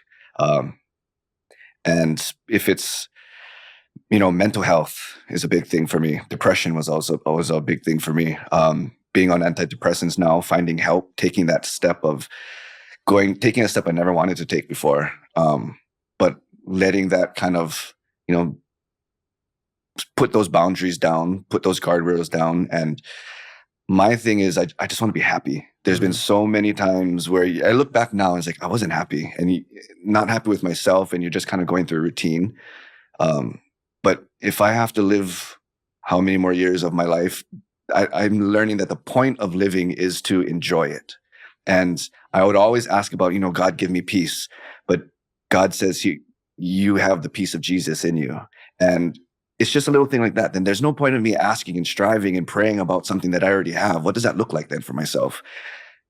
And in just my own personal journey, you kind of pick that up, and it's a self-reflective, self-learning. And yeah, I highly recommend for anybody, if you are in a space that you feel that you're not at your best, be selfish with your time, because you will learn so much about yourself that you were unaware of. Yes, I love that. And I also feel like it's good to have a belief in something, a higher power guiding you, whether that's the universe, whether that's God, whether that's Jah, whatever, however you want to look at it. But something that gives you values and morals for life. Because I feel like that's super important. And I love this one thing that I saw, because you brought up about God giving, you asked God for peace, where somebody said, like, when you ask God for patience, he doesn't give you patience. He gives you an opportunity to be patient. When you ask God for kindness, he doesn't give you kindness. He gives opportunity for kindness. So whatever you're asking for, be careful. Be careful, one. But also know that you're not going to get that exact thing. You're going to get the opportunity to find that within the, the environment you're in, wherever you are in life. But you also have to look for it. You can't just wait for it to come to you. You can't be too patient. You can't have too much ahonui. I mean, patience in the broader sense, but that should never prevent you from taking the steps forward. You still got to move forward. Definitely. Yeah, so I love that you said that. So what brought up this whole journey of self? Was it just, a New Year's resolution? Was it just like 2024 is the year where I'm going to be my best self? Or was it a bunch of things that just built up and you were just like at your limit, like I need to change something, or I'm going to go down I think it was just over time, things had built. And the tipping point were relationships, to be completely honest. And it's not always getting into a relationship or that whole scene. I hate it because you really do learn about yourself and how you're presenting yourself, what you say, what you don't say, and all these things. But then also the feedback, and then, other people's thoughts against you. One thing I'm learning is somebody else's judgment or thoughts against me is none of my business. Because I say that to myself now, because of course, I think at some point to some extent, I try to please people. You want to be aloha, you want to be helpful, but then there's also a line of too much. And I think just over time, I've just realized that I'm not the happiest. I don't like my thoughts just running. I don't like the thoughts in my mind, and I shouldn't be like this. I'm reading the Bible, which is you're supposed to be enjoying the day. There's so much things to be happy for. You have so many blessings around you. If I have so many blessings around me, why do I still feel like this? And I was raised with a family who has cared for me so much that there really is nothing that I should be down about. I shouldn't be wasting my days. And I just wanted to be happy. So I just figured, you know what? My relationship with God has been a rough relationship.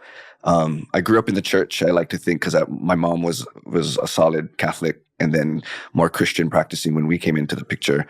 But then she would always take us to church, and it was just routine for me. Like, I didn't realize it at the time, but we were very well integrated. We had the surf club. I used to do like computer and all the lyrics on the screen for worship and all that stuff.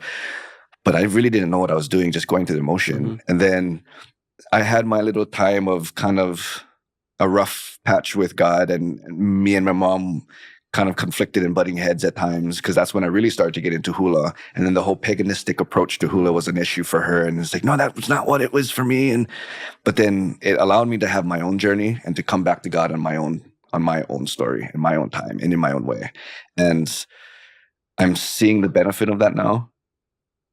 And when I get to a point where my thoughts start to come back negative, I just try to think like, there's so many blessings in my life that by me getting angry and frustrated, I kind of just feel like that's a slap in God's face. Like he's giving you all this stuff, yet you're still focusing on this. Like focus on all of this stuff. All this will play itself out. And going back to, you have to believe everything's going to happen. Everything's going to work out for the better. So for me, I just want to be happy. Yes. Yeah. And that makes me think of this one story. So I just went to church for the first time in like forever. I went to Inspire Church. Mike Kai invited me because I was on his podcast a couple weeks ago. And then my parents were going to be in town. And I grew up super religious, too. Christian, New Hope, going to church every Sunday. Now my church on Sundays is football, you know. So I have my own beliefs, but I would say I'm not super religious these days. But he told us about this story about Joseph. Do you know that story? About like, so Joseph was this guy in, I don't know, was it Israel or wherever they were? I don't want to butcher the story, but basically, he had a bunch of brothers, and they would basically like, they beat him up and they sold him to the slaves to Egypt. Egypt. Okay, so they sold him to them. They ripped his clothes up. They came back to the family. It was like, oh, an animal got to him and he's dead or something. But they really just sold him off. So he ended up working for this pharaoh or whatever, this person in Egypt. And he was so good because he always had God by his side. So God always blessed him. So whatever he did, he was just taking care of the house. He did it to the best of the ability, and the house was so good. The guy who owned him, like everything in his life was so good. And then one day, the wife of this guy, she grew lustful.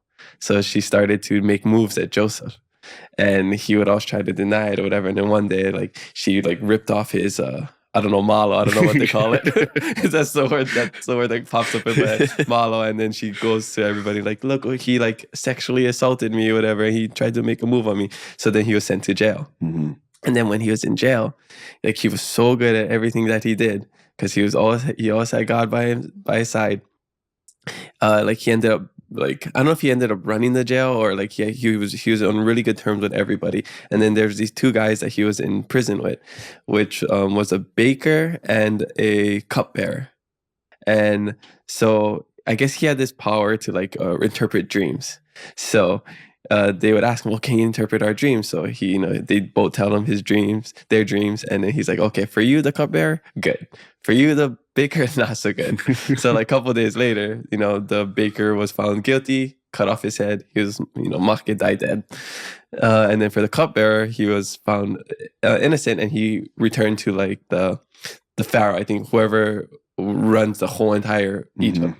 So that guy goes back, and this pharaoh, he's having like super bad nightmares, or he has this dream and he can't figure out what it means. It was 7 fat, healthy cows coming out of the Nile River. So he comes out of the Nile, these cows come out of the Nile River, and they're eaten by these small, skinny, scrawny cows. And then he just can't figure out what this dream means. So he calls up all the witches, the warlocks, the shrinks, whatever it is, and they all can't figure out what it is. And the cupbearer, now that he's back with the pharaoh, he's like, oh, whoa, there's this guy that I know who's really good at interpreting dreams, but he's in jail. So we got to go get Brother Man over in jail. So they get him, and he interprets this dream, and he's like, wow, that's interesting.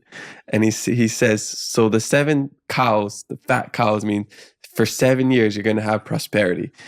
Everything in the country is going to be so good, so great. But then the 7 skinny cows eating the fat cows means for the next 7 years, it's going to be famine. It's going to be so terrible. So right now you have to prepare. You don't want to wait until those next 7 years. You want to, have a stockhold. You want to make sure that there's extra food for when this famine comes. So he tells us that story, and I think I got most of it correct. I might have missed some details, and then he broke down like 5 main points for this thing, for this message that he shared. The Pastor Mike Kai did, and he said that one was striving for excellence. And then the other ones, I can't really remember, but the one that stuck out to me was don't let the bad eat the good. And that was the biggest thing that I took away from it is we have, like you said, we have so many good things in life. And, at times we feel like, why me? Like all these bad things are happening to me. Why can't I be happy? Or why I'm doing so much good in this world. Why are people hating on me? Why am I getting the short end of the stick? But Joseph, man, he just never complained. Yeah. He's like, my brother beat me up, sold me to slavery. That's fine. I'll just keep being positive. Because you got to think, all the things that he's done, he was probably depressed. He probably, Can only imagine. you can imagine how terrible he felt. Yeah. But he just stuck with it. He had God by his side. He had this belief, whatever it is that you want to believe in. He had something by his side to get him through it, whether that was just a strong mindset or whatever.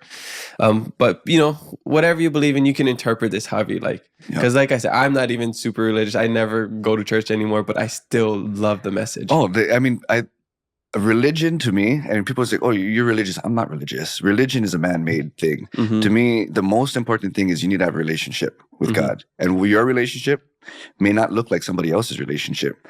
But that story, I am familiar with that story. And Joseph, he became... Oh, you could have said it way better than me. No, I mean, those details, I'm not too sure the details. But he became the second in command under the Pharaoh. He was the one to... care for everything. So when the drought and that time of famine came about, he had a stockpile of everything to keep that country going. And to the point where the brothers actually had to go to Egypt to him to ask for food. And then they were scared that the brother was going to hate on them and everything, but the brother was loving. And so to me, there's so many stories about that. Is you never know what God has in store. And I think it's just, no matter what it is, I don't push God onto people, onto my space. I feel that's my kuleana as a Christian. Part of your job is to share God, but I'm not trying to force it. The message is the most important to me, and I see so much similarities between Christianity and Hawaiian. I mean, one of my interviews I had was with Kahu Kenneth Makuakane down at Kauai Ha'o Church. And the whole approach to that conversation was, how can you be a practicing Hawaiian and a practicing Christian at the same time? Because aren't you stepping into two different pools?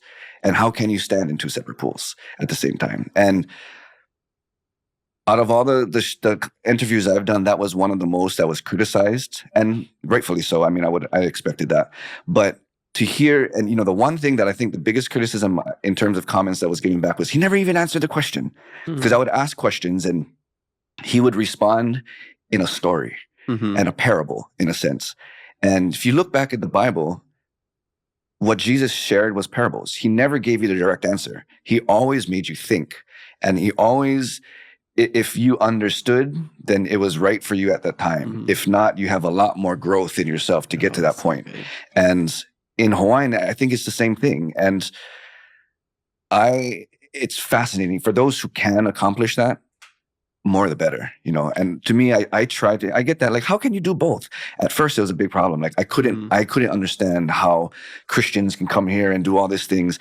But then you go back and you just got to study. You learn, you read, and you just become more aware. And then for me, I just want to be happy. So if I can see the compliments between each other, even more, the better. Names in the Bible, names was important. I mean, I can't say anything more than that. So much so where people's names changed over time because of the role that they played, that God had them.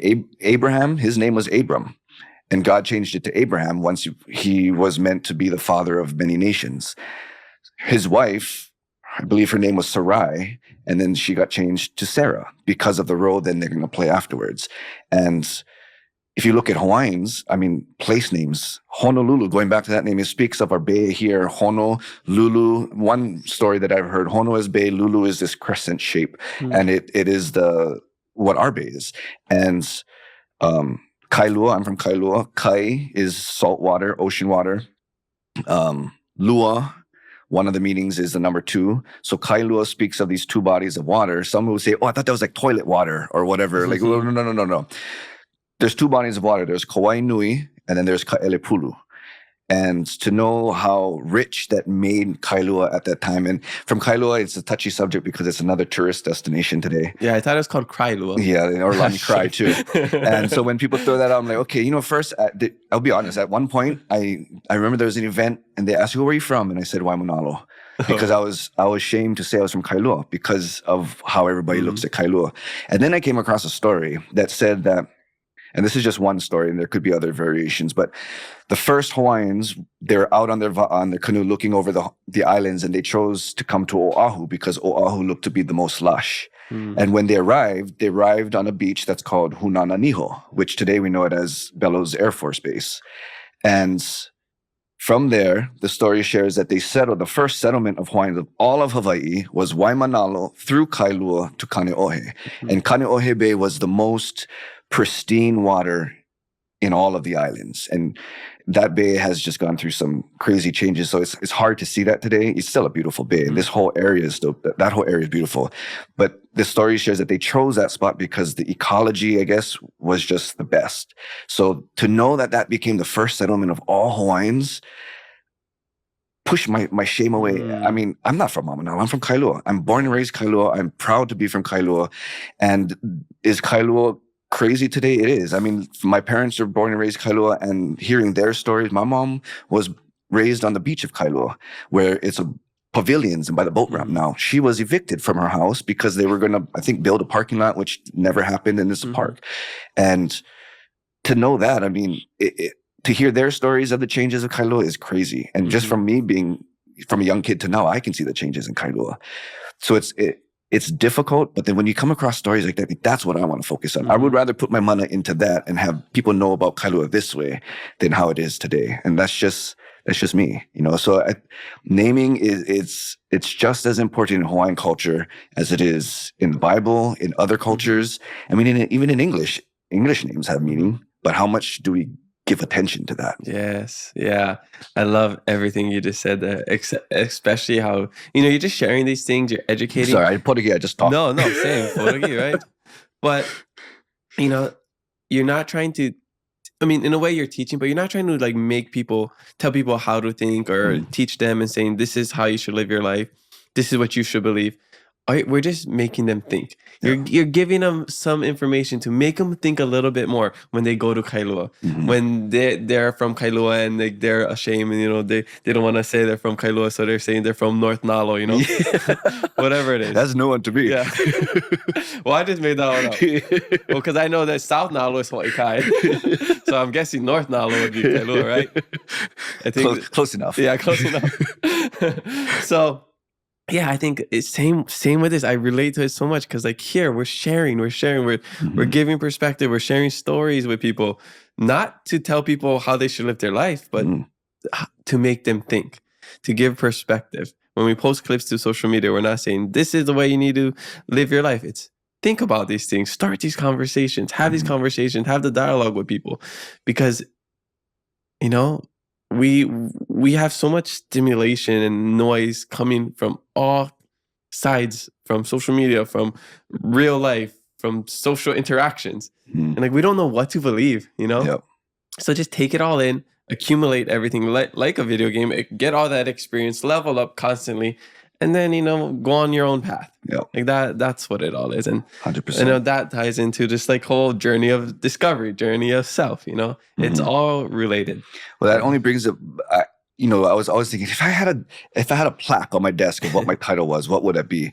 And storyteller is the best I can come up with. Yeah, I like that. And if you look back in some stories I've read is fisherman or Lavaita was considered, some stories, the most prolific or the most proficient and the most admired or respected occupation in a sense, because your life is literally on the line trying to get food out in the ocean and all this stuff. You never know what's going to happen. Fishermen would never come home.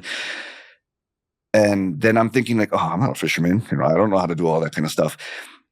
But then I come to find out more dancing, music, everything was about stories. And if we don't perpetuate these stories through word of mouth, we wouldn't be able to talk about the stories we do today if it wasn't for stuff like that. So then it shows, it's a whole nother perspective of when we're talking about being a storyteller, what does it actually mean? And I don't think it's necessarily, let me tell you a story, chapter 1 kind of a thing. But it's more so, let me share with you a little bit of what I was shared with from my kūpuna. Because to me, that's Hawaii.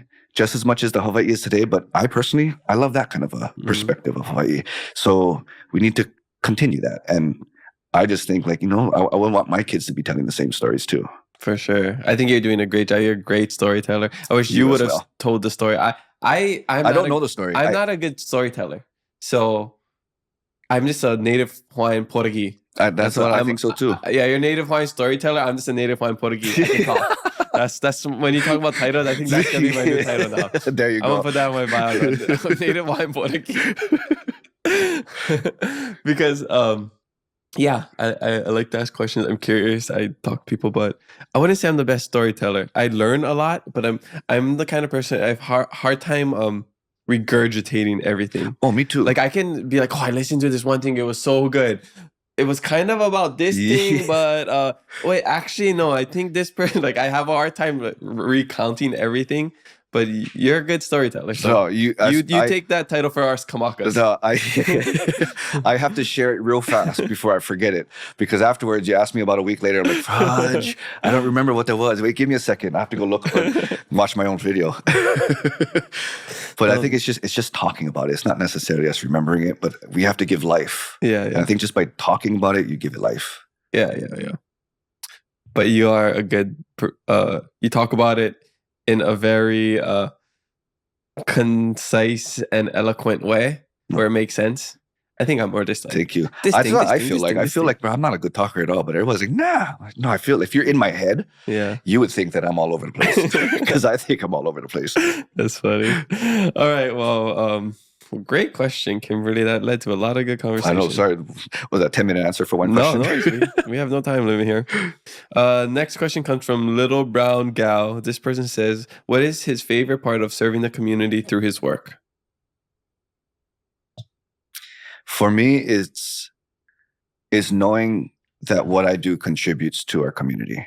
And I think it's the job I had prior. One of my previous jobs, as mentioned, was at the restaurant at Bubba Gumps. And I remember thinking to myself, if this job were to close tomorrow, what contribution would I have had to my community? Nothing. I don't think so. Because when I got there, I was a dishwasher. Ended up, I was there for 2 years and ended up being a bartender at the end of that. But at the same time is when I got into Lomi Lomi. So I would go Lomi Lomi school during the day, and then I would go be a bartender, serve alcohol and poison to people at night. And it was just such a big oxymoron. Like, that doesn't make any sense. I can't strive to be this healer, yet do the complete opposite in the same day. So for me, it was, gosh, I lost my train of thought again. But I can just see all the inner conflict and turmoil. I mean, it's so much. I mean, that's why it's all the push and pull of every aspect of your life. I just want peace. That's all it was. Like, how then can I, with all of this, and there's points in my life where I don't understand why I care about all this stuff so much. And there was about 2 years in my life, I was trying to do this entrepreneurial thing, be my own small business. And I had printed shirts and all these different things with my designs that tell stories. And throughout that time, my family was very a big blessing, because my mom and my parents, they said, we'll give you 2 years. You don't have to pay rent for 2 years. If you can figure this out in 2 years, all for it. If not, by the time those 2 years is up, you got to get a job. So I went through the 2 years, and throughout that, I was doing my entrepreneurship, not making very much money at all, and just taking classes. So all these classes in Lomi Lomi, they were just me giving money and not me getting much in return, aside from the knowledge, like nothing to really pay the bills. And I didn't know what it was for. And Aloha Authentic, my show started at Olelo Channel during this time. And it was just a means from the Artists Association to give attention to local artisans. And then it grew to more, let's talk to kūpuna and learn more of this cultural stuff.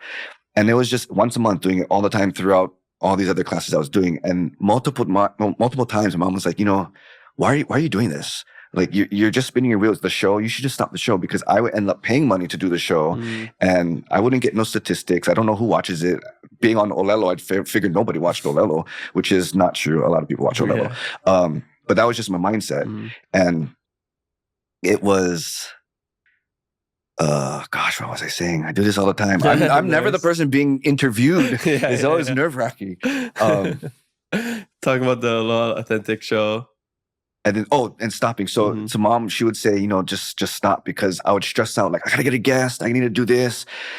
And she asked me, why do you keep doing this? And I'm like, I don't know. Like, I just have this drive, and I would cry, because it would be like, I wish I didn't care. And there's many times, and she's like, don't say that. I'm like, well, then what else am I doing? Like, I can't get a job.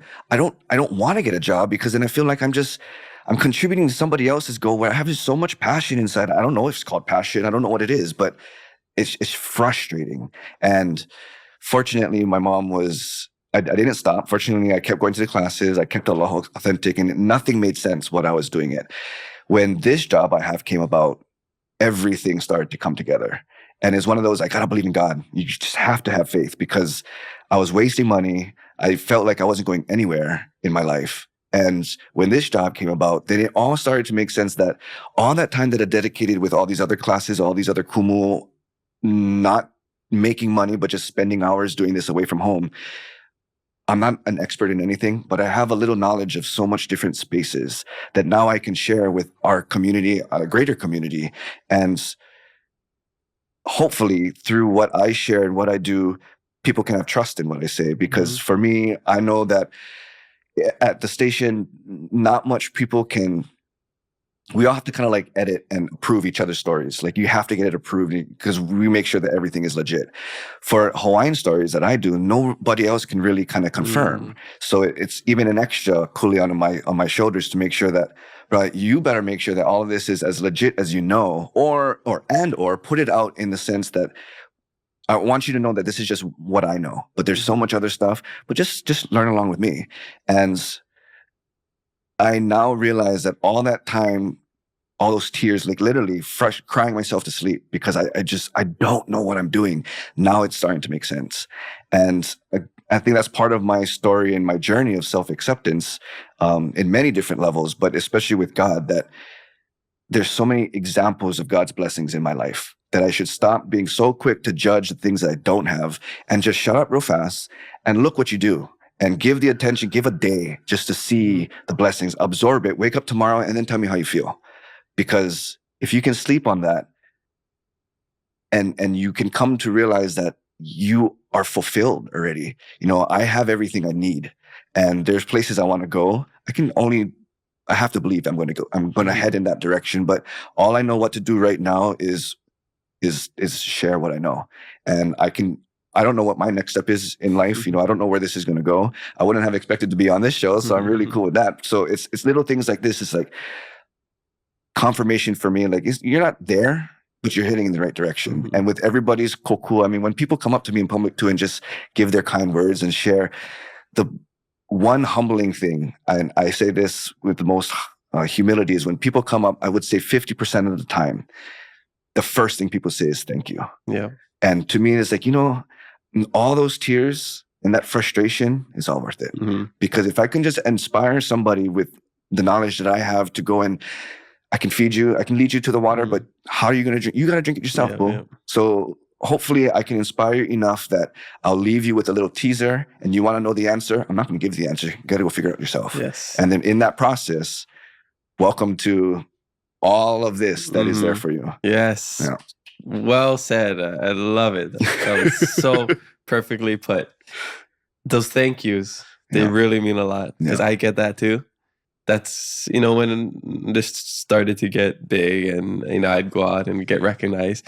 I don't really care for, you know, like the fame and whatever. Like I like to stay home and, you know, just do my own thing. But what I really appreciated is that it wasn't like, we're not known for like something infamous or something like a TikTok dance. Like you went viral for something, so now you have a lot of followers. You're known for like adding value to people's lives. So when people come up to you and say, oh, I watch your podcast, or thank you for doing that. Thank you for that show. That interview you did with Kumuhina, oh, that meant so much to me. When I hear stuff like that on my end too, that's the stuff I love. It makes you feel so good, and it cancels out all the negativity and all like the hate that you hear on social media, because nobody's gonna say what they say on social media to your face. The bad stuff, at least, you know, I'm sure you get nice messages as well.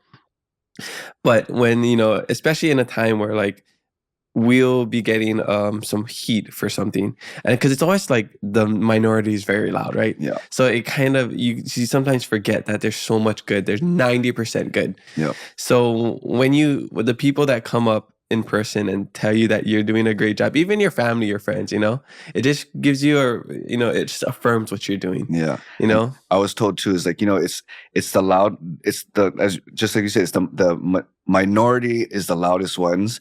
The ones who really see you are the ones that are quiet. and they don't necessarily have to project anything to you. Mm-hmm. But for those who actually do, I mean, growing up, I would never be one to go up to a celebrity and be like, hi, you know, I was always too ashamed.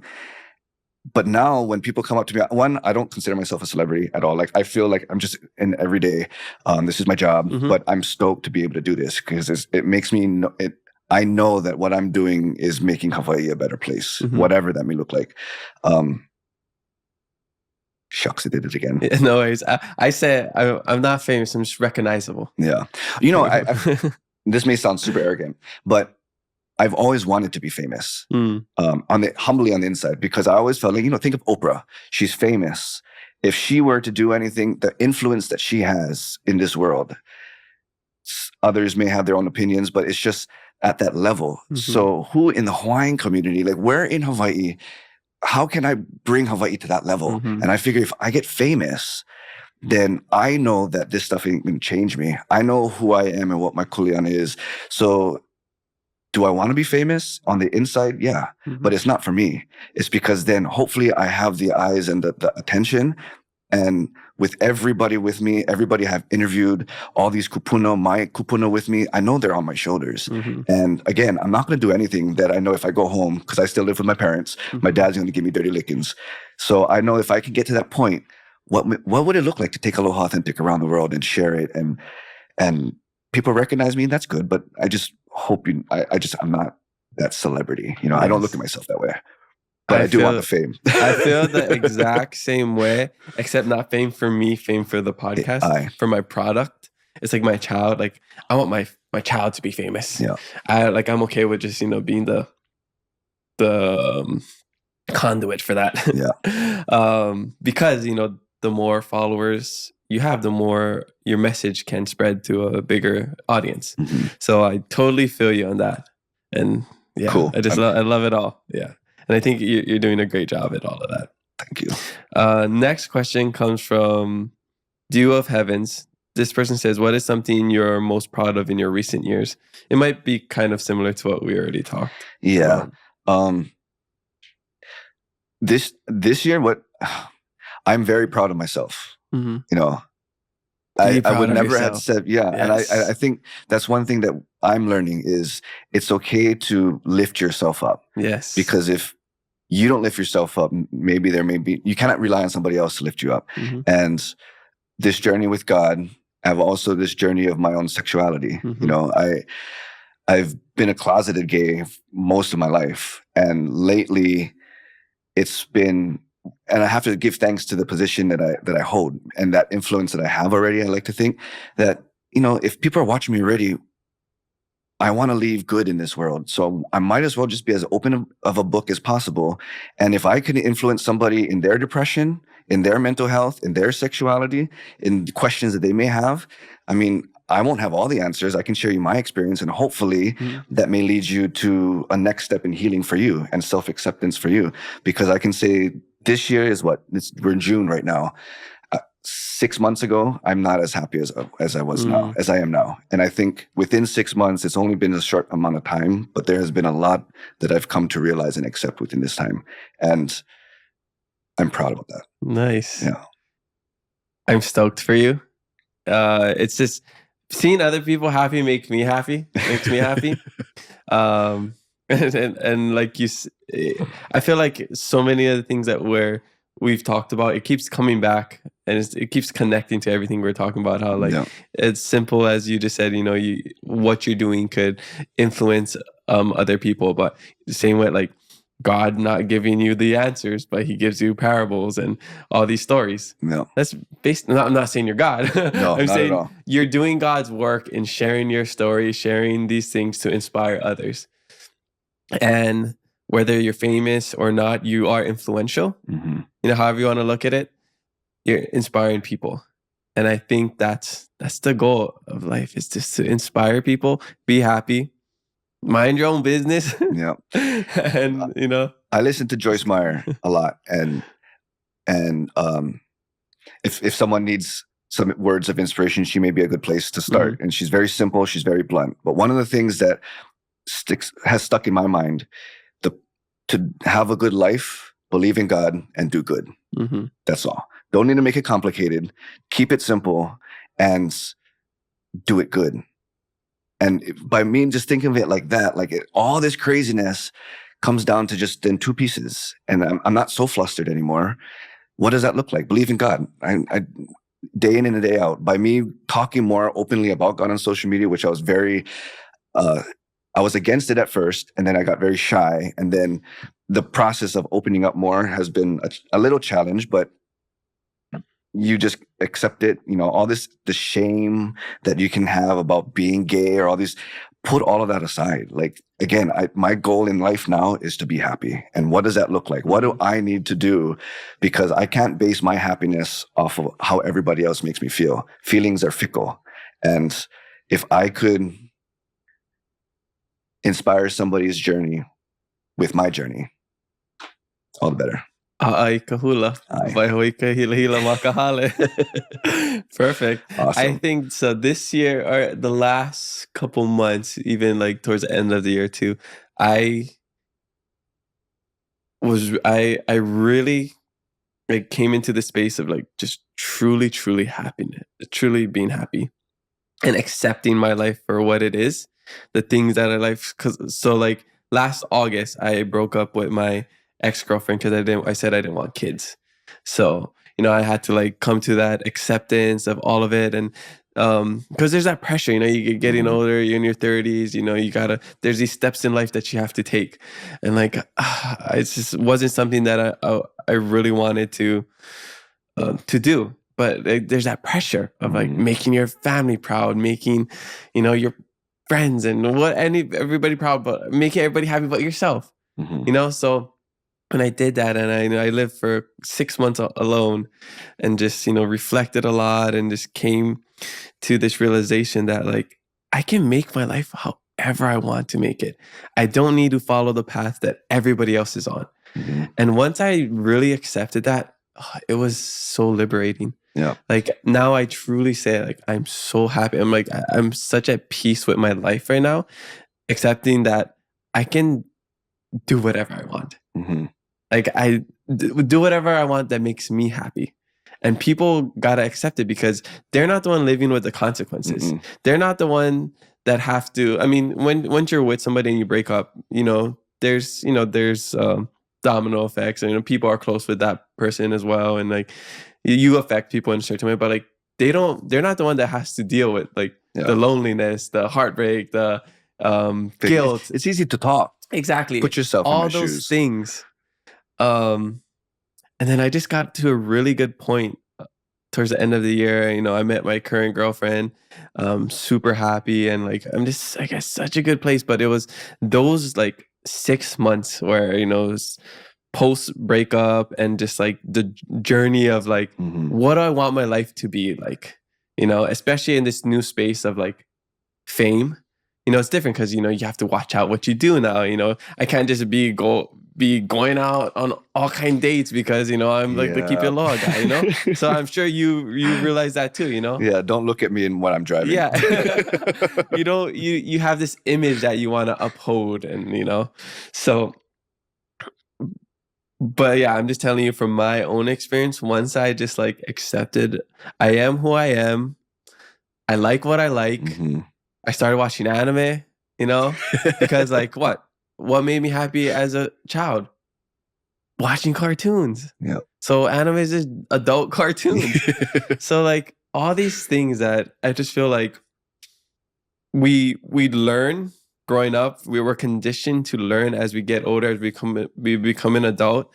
And as we become an adult, I feel like we have to unlearn all these things. Yeah, 100%. You know, we have to learn how to not be shame. Yeah. We have to learn how to be happy again. When, you know, when we were kids, we didn't have shame. We didn't have guilt. We didn't have... And we thought our life was hard back then. And we thought our life was hard, yeah. But yeah, I just feel like we strip away the layers and we just keep it so simple. You know, we just want a peaceful life. We want a great partner. We want stable income. Great family, friends. Like, do we need anything more than that? Right? Yeah. So just trust in God and be happy. That's all it is for me. I mean, however that sounds for everybody else, you know, if it's not God, it's somebody else, but don't have to make life so complicated. Believe in something. Yeah. Have some sort of belief. Yeah. Yeah. 100%. Okay. Well, awesome. Next question comes from badgirl_Lily. Lily. L-I, Lily, I guess. What do you dream of accomplishing in the next 5 or 10 years? Oh, I was always told I'm supposed to have a 5-year plan. My goal, if I had a career goal, it would be to travel the world and do cultural exchange with other indigenous peoples around the world. Because I feel, and right now with Festival Pacific of Arts and Culture taking place right now here, is such a big inspiration. And when I feel there's just so much healing that can come from each other, whatever that may look like. I mean, people ask me, what is that healing? You're just talking to another person. You're just learning from another culture, their dance, and you're sharing your dance. Like, yeah, but again, take off the layer. Life is an onion, says Shrek. So what is that next layer underneath that? And learning, I mean, there's so much things we can learn from. And I don't know what that exactly looks like, but that's where my now kind of has always been. And I'm just hoping that, one day that will come to fruition. What that looks like, when that would happen, I don't know. But again, to go back to God, like it's a constant thing for me. Like if I don't have an answer to something and I'm stressing, okay, stop. Give it to God and get back to enjoying the day. Do what you need to do now so you can do what you want to do later. But another thing that I love these little phrases, Joyce Meyer would also say, enjoy where you are on the way to where you are going. So there's so much blessings around us. You have a goal. Okay, that's good. Believe in it. But get back to all the blessings that you have around you. So that's why it's hard for me to plan a 5-year because I don't know what that looks like. And I'm kind of okay with that at this point, like to not know. But I just know my kuleana will come with me wherever I go. Definitely. Yeah. I think it's, for me, I'm similar. Like I don't need to have a 5 or 10-year plan. Like you kind of know the direction that you want to go in life.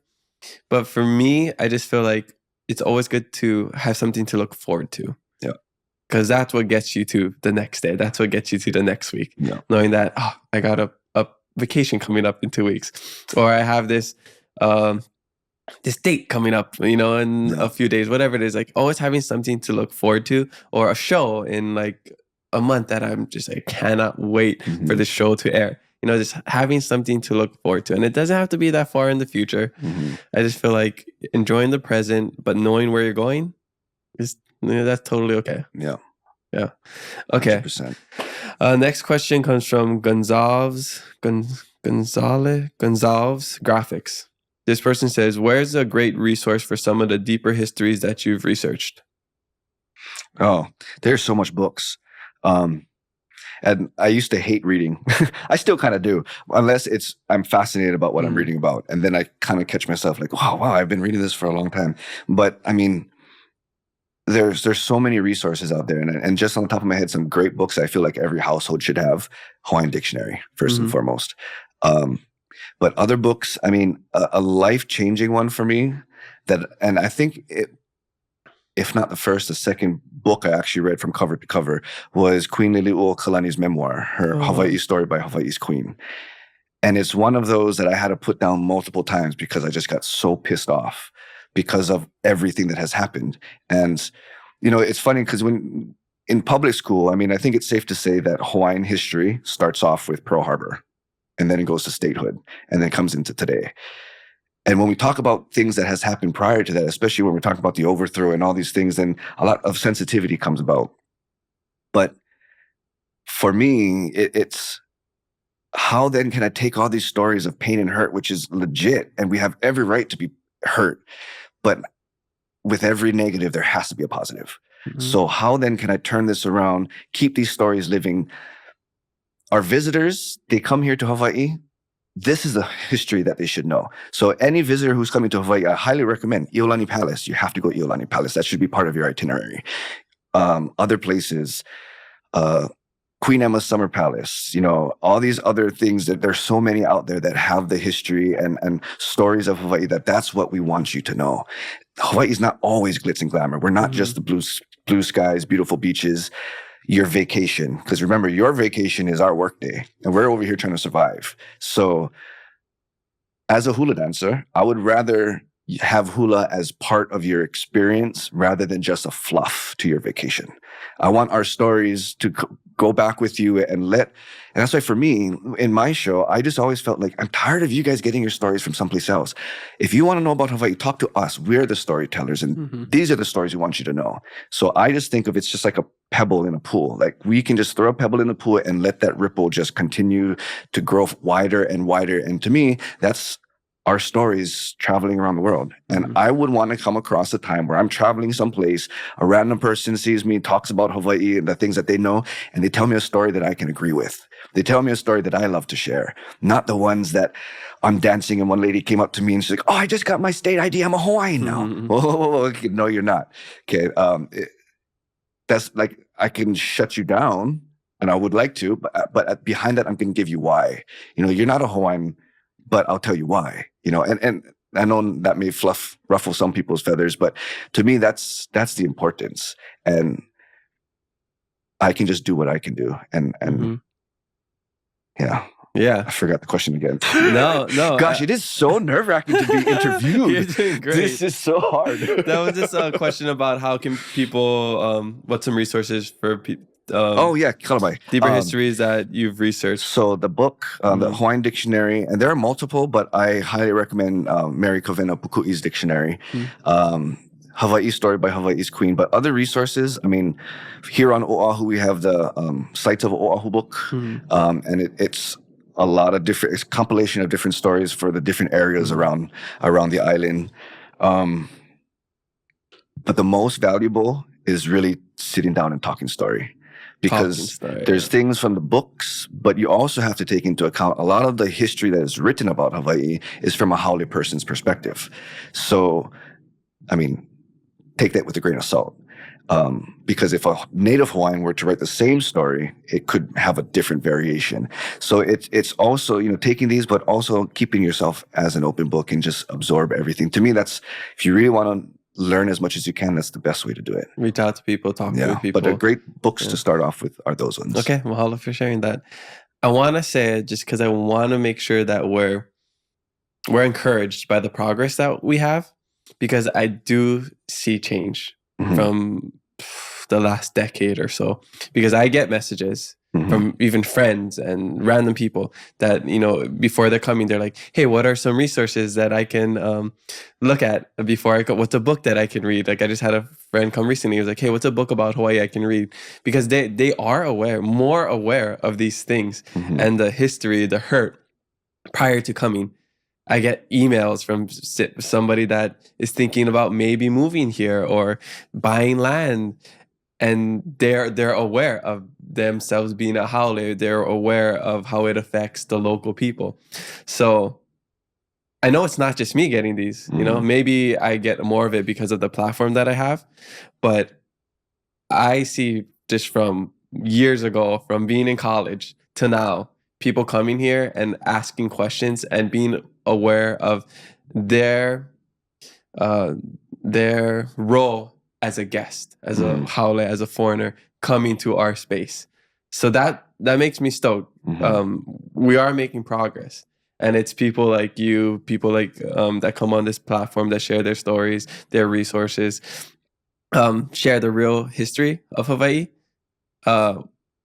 We're making a change. We really are. We might not see it until, you take a step back, until people gotta remind you like this, that we are making change. So let's not be super discouraged, like, oh, we're doing all this work and, there's still ignorant people. There's always going to be ignorant people. That's the reality. There's going to be bad people wherever you go. There's going to be good people wherever you go. But there's a lot of positive. So let's not forget that. So, I always think it's just the fact that we're talking about it is progress. Totally. And that's why, I mean, I've done conversations about Mahu. I have conversations about being a Hawaiian and a Christian at the same time. You couldn't have those conversations back in the days. And the whole point is not everybody's going to agree. And I know that. And I expect criticism. If I didn't get criticism, then I'll be kind of like, what's going on? But it's my job. And I always think that if I don't mind ruffling feathers because if I'm going to ruffle your feathers, that means you're going to talk about it. And if you're going to talk about it, that means hopefully you're going to hear something you've never heard before and you're learning. And that is, I mean, no matter what the issue is, I always believe the first step has to be education. What that looks like, that's all for us to figure out. I agree. I love that. Okay, we got a couple more questions. I want to get through this so we can get to the back end of the podcast. So real quick, Kali'i Kuli D says, if he wasn't doing what he's doing now, all the jobs, what would you be doing? Being lazy at home. I really don't know. I mean, if I wasn't in the media industry, I think I would be in tourism because that was my job previous to this was in a nonprofit in tourism. And that's where I really have gotten to see the issues that I see. And then I just think like, okay, well, how can I contribute to fixing that issue?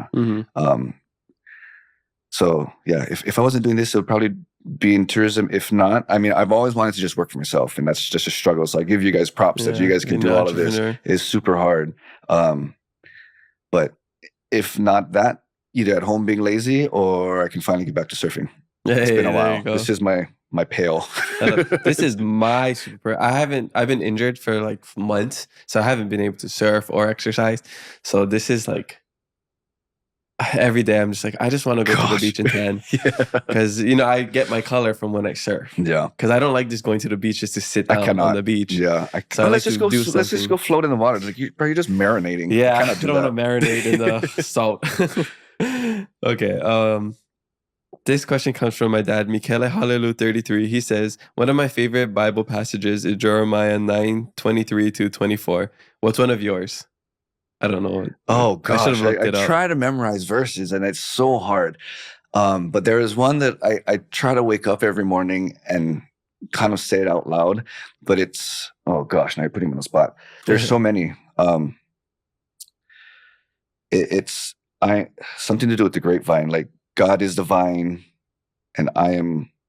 Oh shucks, and it comes together if you're. Go pretty much that you are with God, and without God you can do nothing. Another one was, and I was just reading this the other day, that with every failure, something to the effect of, with every failure you have, God is going to reimburse you twice as much. And it's just things like that it's like, I shouldn't be so hard on myself. Life can be crazy, but again, with every negative there has to be a positive, and if it just goes back to God, then that's my answer. Nice. Is the one that you're talking about, I am the true grapevine, and my father is a gardener? It's something like 15:5. 15:1-8.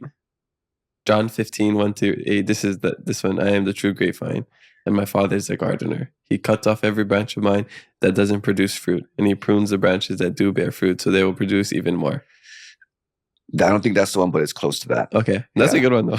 I don't know how people can memorize Bible verses. My dad's like that. When growing up, he would always make us memorize Hawaiian Bible verses. So even every time he talks on the phone to us, he's like, okay, hako kapoku pa'anau. Like, what's your Bible verse? Like, he always makes us repeat. That's like so cool. Last night, he made me do that. That's so cool. Yeah, so I know some random ones in Hawaiian. I tried to. Like, I even got on flashcards. Like, every verse that was meaningful to me, I would write on a flashcard, and I would keep it in my truck. So every time I had like a red light or something, to try to memorize it. But I cannot to save the life of me. Hey, it's so hard. Yeah, some people got it, some people don't. Okay, last question comes from Ronnie 6070 Ronnie. This person says, what's your favorite thing to do when you're not on the job? Nothing. Absolutely nothing. And I think, I just say that because a lot of times when I'm not doing nothing, I'm guilty. I feel guilty. Like I need to be doing something. So it's hard for me to even watch a full movie in one setting, because in halfway through, I'm like, oh gosh, I got to go do something. And to have the ability to just sit back and lounge and binge watch all day and absolutely waste the day away, it's a gift. You need one of those days every now and then. I have one of those days every now and then. I just see it on social media. You need one lazy day a week. Yeah, helps Lanai talked about that too. Lanai does a million things. Yeah. When he was on the podcast over a year or whatever ago, he talked about like 1 week or 1 day out of the month, he just like binge watch or just doesn't do anything. Yeah, just wait. Yeah. And I think we all need to just recuperate and reset.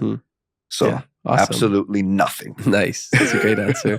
Mahalo, everybody, for the social media fan questions. Make sure you leave some for our next guest, and maybe your question will make it on the podcast.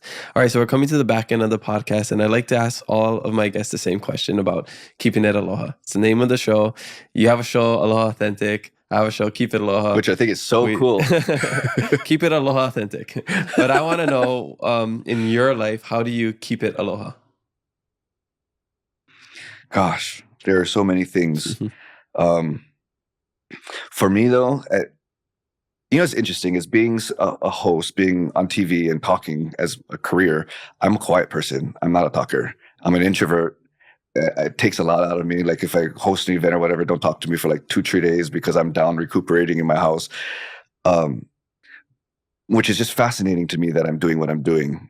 But the biggest thing I felt like what got me here to be able to share all the things that I'm sharing is not be ashamed of your voice. So I would always, in hula was a big thing for me. Poha kaleo. Push out your voice, make it loud, say the words. Don't be a follower, because if you're in a classroom and everybody has that following mentality, there's no leader. But if everybody in the classroom thinks of themselves as a leader, and not that you're better than everybody else and that they're following you, but just the fact that you have that mentality, like I'm gonna give my effort into this the best that I can. If everybody had that mentality, then you have a whole room full of leaders and no followers. And I was also a paddler and coach paddling, and I just think of it in our mind too, that if you're relying on the other paddlers to pick up your energy because you're tired, you guys already lost. If you just keep pushing. So for me, I lost it again. What was it? Keep it aloha. Keep it aloha. Yeah. Oh yeah. So it's being as, I don't know, it's a hard one. I'm going to need a screen that just has the question on it so I can keep pondering. How do you keep it aloha in your life? Well, I see where you're going. But so for me, it's like, without the shame, I think we are all in our own space, but it's so easy to be shameful, and that could prevent us from being the best of who we can. So if you poha kaleo, push out your voice, like when you're chanting, be louder than me, and that's how when I go to, I'm fortunate sometimes I have classes or I have the opportunity to share a chant with somebody or a class. And if it's just me with like 15, 20 other students that I'm sharing this with, there is no reason why I can be louder than all of you guys put together. So within your group, you need to think that you're the loudest, not screaming, but push out your voice in confidence. Like when you're speaking, don't be shamed about what you're speaking about. One thing that I was taught was don't ever speak if you're not confident in what you're speaking about. But if you are, don't be ashamed about it. Share it. And for me, even like you're sitting in the classroom, I was always taught, don't sit in the back where you feel comfortable. Take that front row. Sit in the front. And not that, again, you're not better than everybody else, but you're going to take as much opportunity as you can to be the best of who you are. And if you have things down the road that you're grumbling, I'm not this, I'm not that, I'm not this, who's steering your life? My mom would always tell that, who made your schedule? I'm like, oh, I did. So it's like, you're in control. And as much as we can have faith and we give it to whoever our higher power is, as we mentioned, you still have to do. You cannot just put your faith out there and sit back and just wait. So for me, to be the most aloha is you have to have that for yourself. But then once you have it, if you don't give it out, it's just as useless as if you didn't have any in the first place. So then you have to be the person to be confident and to share this. So for me, I was never confident in talking, but it was through hula with poha kaleo. Just remember that. Poha kaleo. Push your voice. Chant. Be loud. The louder that I can be in the areas that I'm comfortable with, then I think it only then trickles to the areas that I'm not comfortable with and confident. And it only then starts to seep in and then starts to uplift me in areas that I was never uplifted before. That's awesome. That's a great way to keep it low.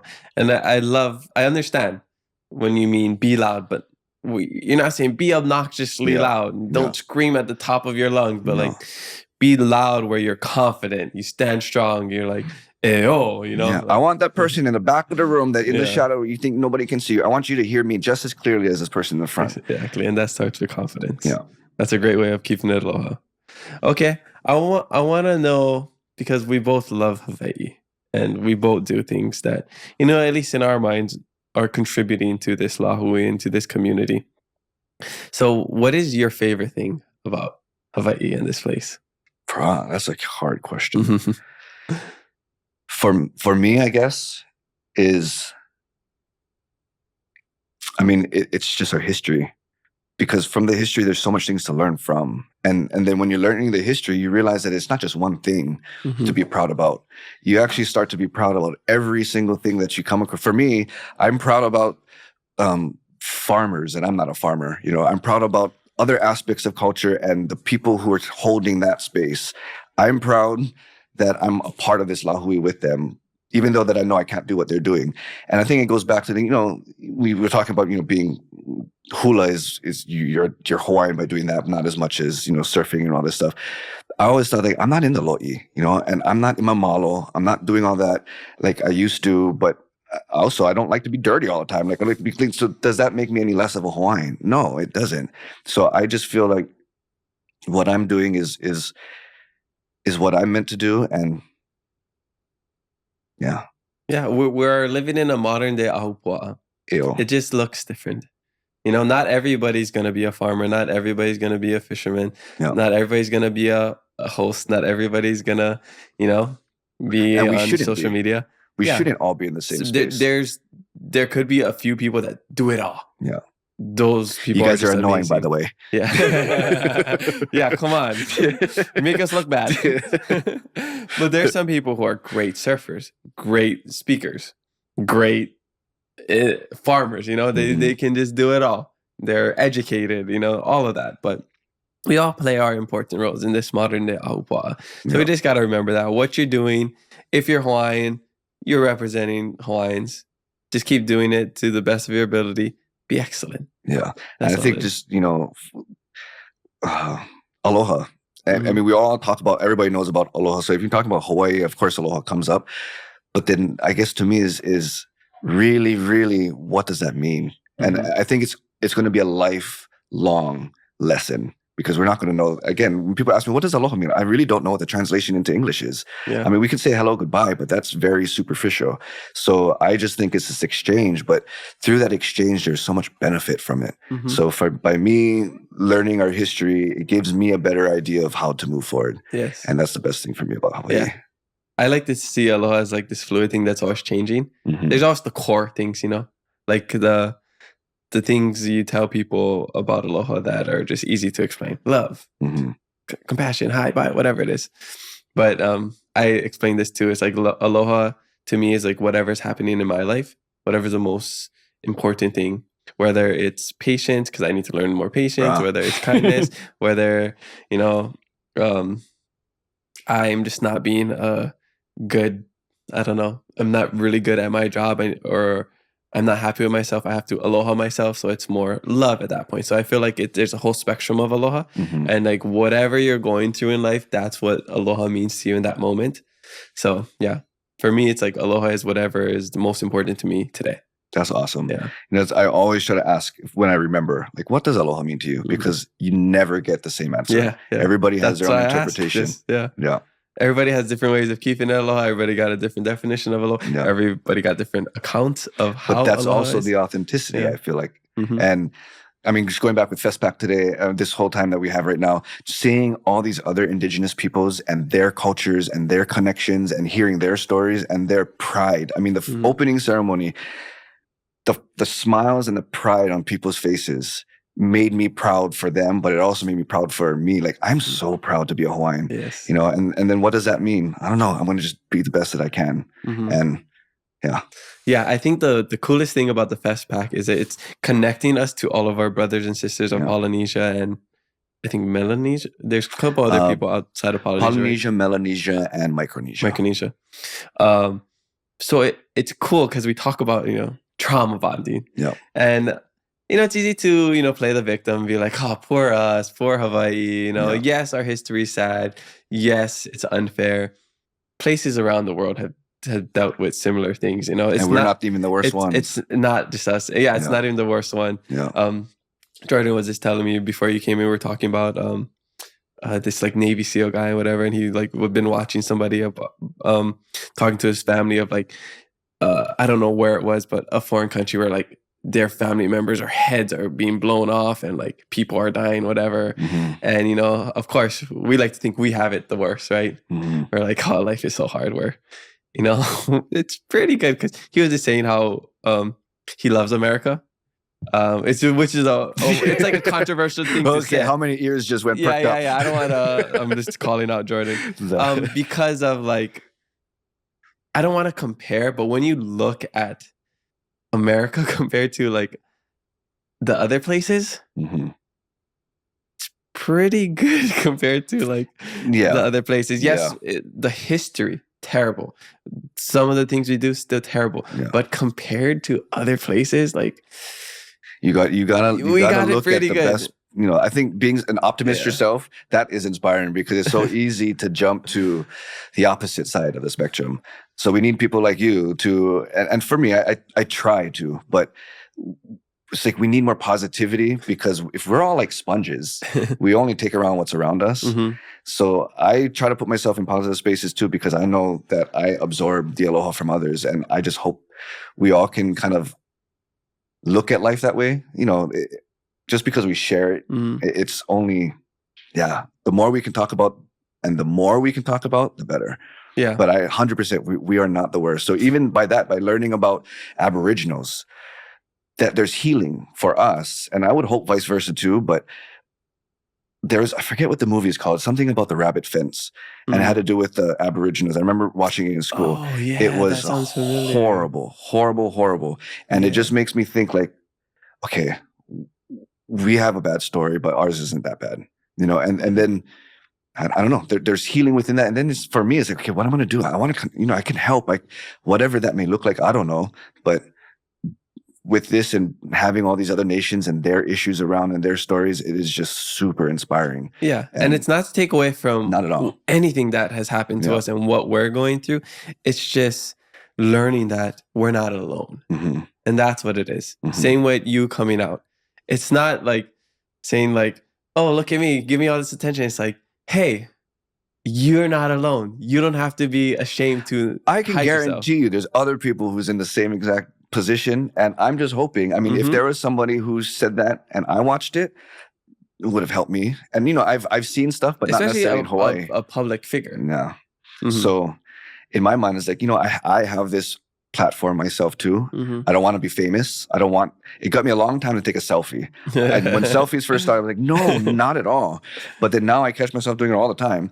But it's because I try to use myself as an example, hopefully. And if you can connect with my story, then fine. If not, then fine as well. But we just learn from each other. And if I can help somebody, you know, hopefully I can.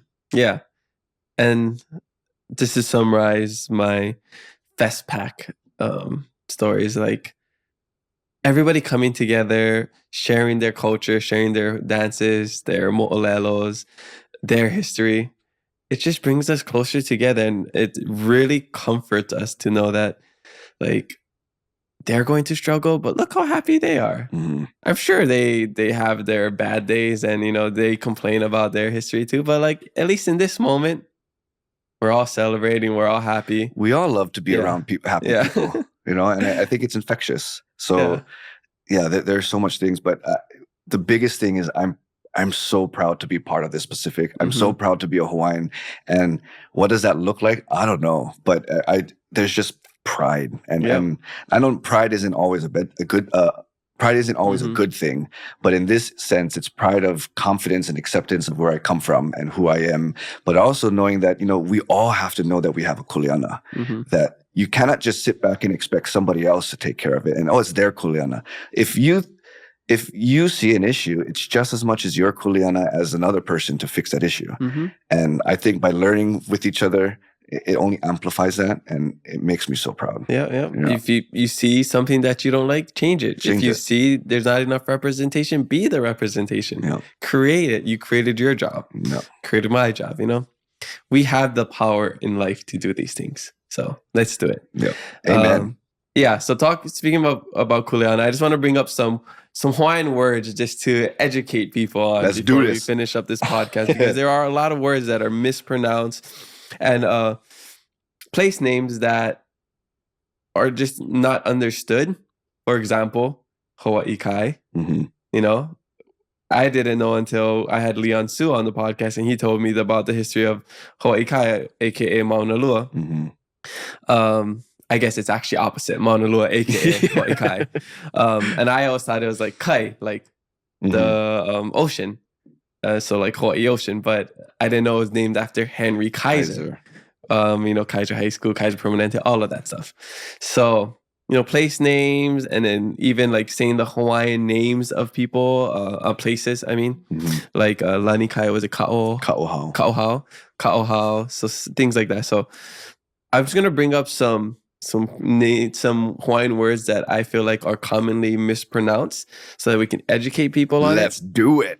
And then we can talk about the place names. So for example, I think one that's always brought up or that I hear a lot is haole. Yeah. And, you know, we know it's haole. So that's one thing that I feel like even as locals, we got to make sure that we're saying it correctly. Yeah. Because then if you're not, then that makes you look like a haole.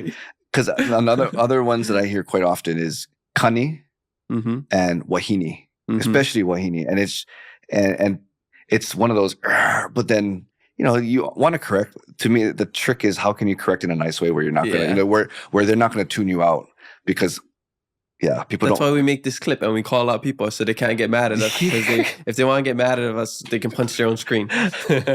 But yeah, so and then it just goes back to why. Let's educate you about the piapa. Let's introduce you to how each of these letters or these characters, however you look at it, are pronounced, and then you realize why I'm telling you it's wahine versus wahine, or you know haole. So exactly. A e o u he ke la mu nu pi ve a meka o kina oya ka pi a pa. Yeah, so it's a e o u, which is the same as a lot of other foreign languages as well. So haole, haole, you know, wahine, wahine, kane ohe, not kani ohi. The Honolulu one, we don't know about that, so we're gonna skip that one. We stand in the middle on that one. Yeah. Do you know any other ones? I think haole, wahine, kaniohi. Those are really common ones I hear. Haole, wahine. Well, so like kaniohi, a story I just came across, which is fascinating to me. But again, it's just one story because I know there could be many other versions. But kaniohi, and it kind of tangents to even the names of the islands, which I always wonder, like, what does Hawaii mean? What does Oahu mean? So this one story shares that. So there's four main gods: Ku, Kane, Lono, and Kanaloa. Kane, who is like looked as the most superior of them, he has other names including O and E. They're at Mokapu, which is Kaneohe Marine Base now, or is home of Kaneohe Marine Base. But the area that put is Mokapu or Mokukapu. And in a biblical creation story, I read this from, I think it was Samuel Kamaka, that it was on the sands of a place called Kahakakea where the crater is, that the gods had etched an image of a man in the sand or in the soil, and from that came the first Kane. And his shadow is what then they turned into his first wahine. After they created the man, Kanaloa, who is the god of the ocean, got angry at Kane, and they started to have like an argument. And then Kane trudged. I didn't know what trudge was. I had to look at that. It's like when you're mad and you're just like, you know, want people to know that you're mad. So he started to trudge from like the sandbar, kind of just imagine in that area, towards the ko'olau. And so kane ohe is short for ka ohe ohe akane, which is ohe ohe is the trudging. Whoa. So ka ohe ohe akane is a trudging of Kane, speaking of him walking away from Kanaloa during that argument. And we brought it down to, so Kane Ohe is a short version of that. And I'm thinking, oh my gosh. And then it just leads into the other, it's going to be a whole nother hour for me to tell that whole story. I'm going to go off. But it's just, then you read and you come across those stories. And then for me, it feels like then I have a kuleana now. Like I got to make sure I pronounce it correctly, because then it becomes people's, person's name, or these just stories in our history that if I'm proud to be Hawaiian, I need to uplift these stories. I need to bring life to them and talk about it. And I think what we all can do as Koleanas, even as something as minute as proper pronunciation, as simple as that may seem, has a huge impact if you look at it that way. Yeah, I feel like if you're saying certain things wrong, you're taking away the mana and you're disregarding the history of certain place names like Kaneohe. When you're saying Kaneohe, that doesn't mean anything. Or even Hawaiʻi Kai. And Auntie had told me, Auntie Anne-Marie Kirkland, I had interviewed her about this, about the name Hawaiʻi Kai. And she was even saying that, people say Kai is short for Kaiser. And she's like, that there's no, I guess, definite answer or evidence to that. So kind of just like, that could be a variation. And I'm like, okay, I didn't take that. I didn't think of that. Okay. But she also said that, when we say the name Hawaiʻi Kai, that only came, Hawaiʻi Kai was developed in, I think, the 1960s. So when we say Hawaiʻi Kai, we're only speaking of a history that lasts how many decades. But when we speak of Mauna Lua, which is the two mountains, speaking of Kohe which we know as Koko Head, which is actually Koko Crater. It's funny that even the English name is wrong. Yeah, also the name Kohe Lepe. Yeah, look it up. I haven't done a story on that one yet. I'm trying to find the best way to do it. Look it up. We're not going to tell you. And then you have the other version. I think it's Kauai Hoa, or there's another name to it, which is the other Mauna, which is Koko Head, the actual point into the water.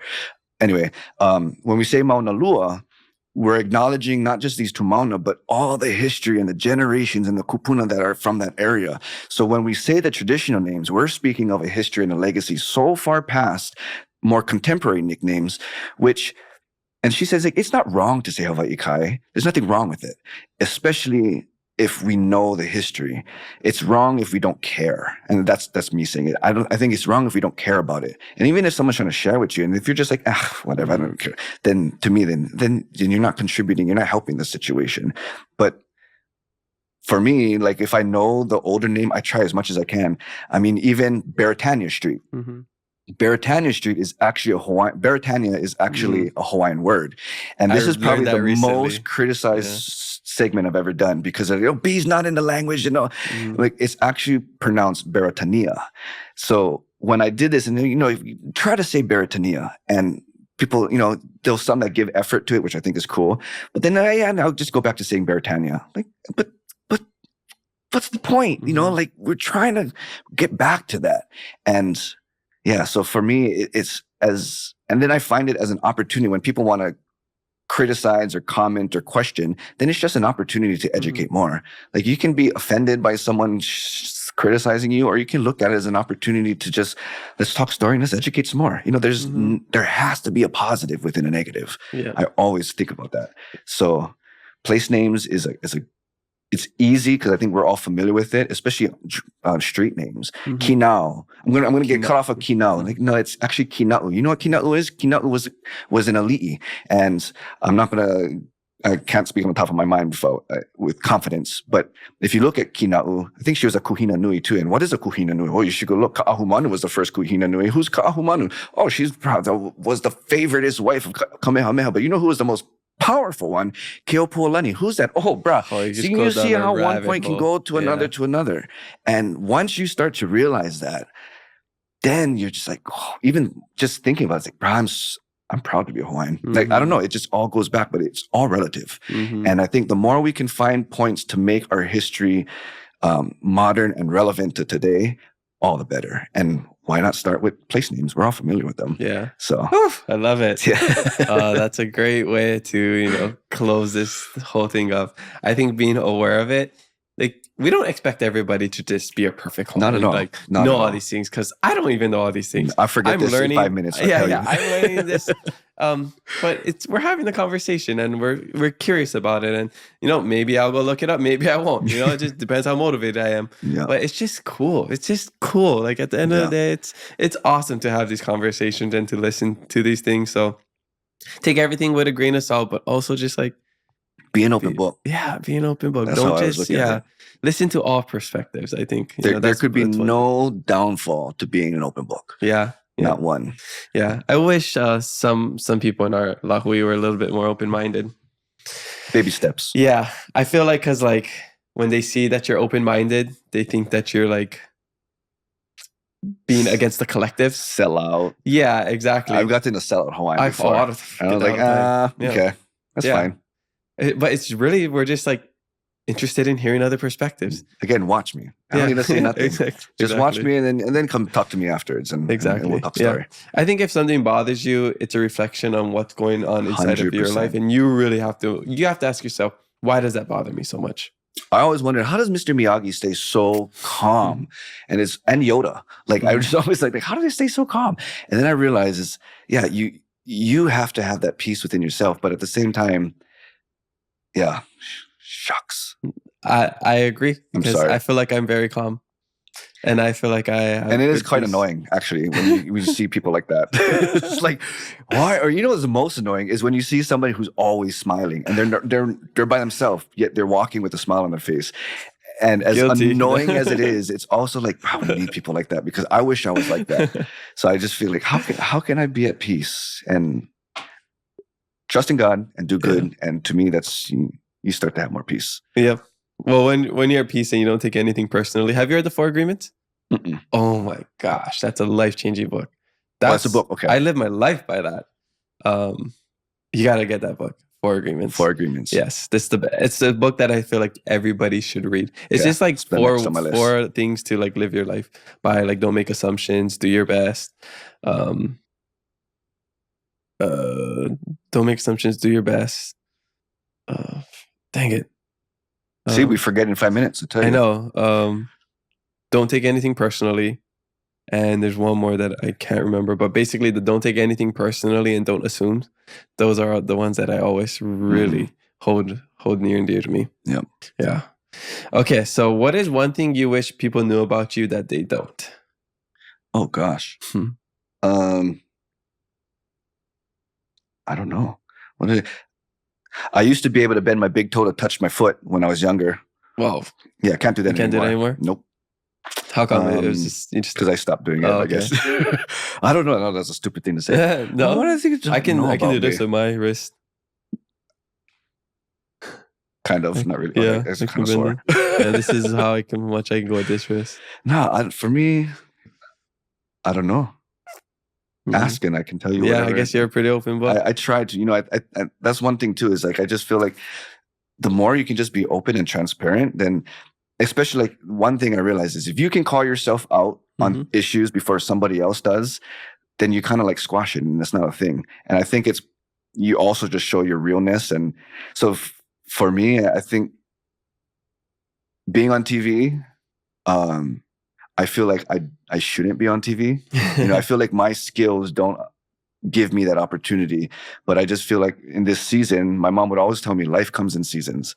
So if we're in a bad season right now, it's just temporary, and it will get better. And for me, I know there's so many things about me, but I guess one that I would like people to know if they don't know is I'm a man of God. And it's a big part of my life. And if you're going through any issues, if you need some place to start, open up a Bible, ask somebody, talk story. But aloha in every facet is important. And if you didn't know that already, did you know? Now you do. If you don't know, now you know. Okay. So before we end the podcast, I got to know, what is your life hack? I would say that poha kaleo. Push your voice, because nobody's going to push for you. You cannot expect somebody to push for you. The moment you break the shackles of shame, you literally feel like I have so much opportunity. There's so much things I can do now. And I mean, because once you feel that confidence, it's like addicting. I want some more of it. I want some more of it. And then you just get to the point where I hope I don't think about things, not in an ignorant way, but like I don't allow these thoughts to or other criticism and stuff to kind of pull me away from what I feel my journey is. So I would just say, if you're, for me to take more control of your life, push your voice, be loud and be confident. So poha kaleo. Nice. That's a good life hack. Poha kaleo. All right. So here are my last fast fave 5 questions. They're just rapid fire answers. Okay. Favorite childhood snack? Skittles, which I found out Skittles is probably the worst candy to eat. I think Oreos is actually the worst. Really? I remember seeing something like the unhealthiest snacks. I don't think Skittles was up there for unhealthiest snacks, but it might be like in a candy category. I know at the top was like Oreos, Ritz crackers. Really? Yeah, Ritz crackers was up there. Wow. I know Mountain Dew is the worst soda. Mountain Dew, yeah. What else? I know also Naked Hawflakes. Drinks. Sorry, totally. But another snack was little Hawflakes. Hawflakes? Yeah, Hawflakes, like the Chinese plum. Oh, yes. Those are good. Yeah. Yeah, I like those. That's a tutu thing. And every time I see that now, and they're only like 10, 15 I just put the whole thing in my mouth. Yeah. Don't waste You can't, time. they're so tiny. You can't just take one. People that, when you offer them a chip and they just take one. I'm like, come on, you can't just take one. Bro. Stop trying to be nice. Yeah, just take a bunch. Okay, favorite Hawaiian word? Aloha. Nice, that's a good one. Favorite travel destination? Oh, I want to go everywhere. So far, I did one trip to Europe. There's so much history, so much things to learn. And even coming across the connections that we have. So I went to Edinburgh in Scotland.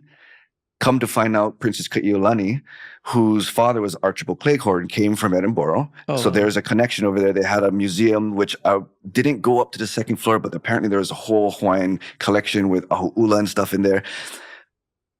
For me, it's just seeing what else the world has to offer other than Hawaii. But then you get to see how influential Hawaii was and is around the world.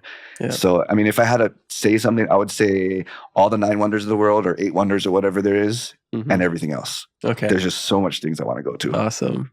Yes. There's people got to travel. Go travel, people. Yeah. Get off this rock. It'll still be here when you get back. Okay. Favorite local food spot?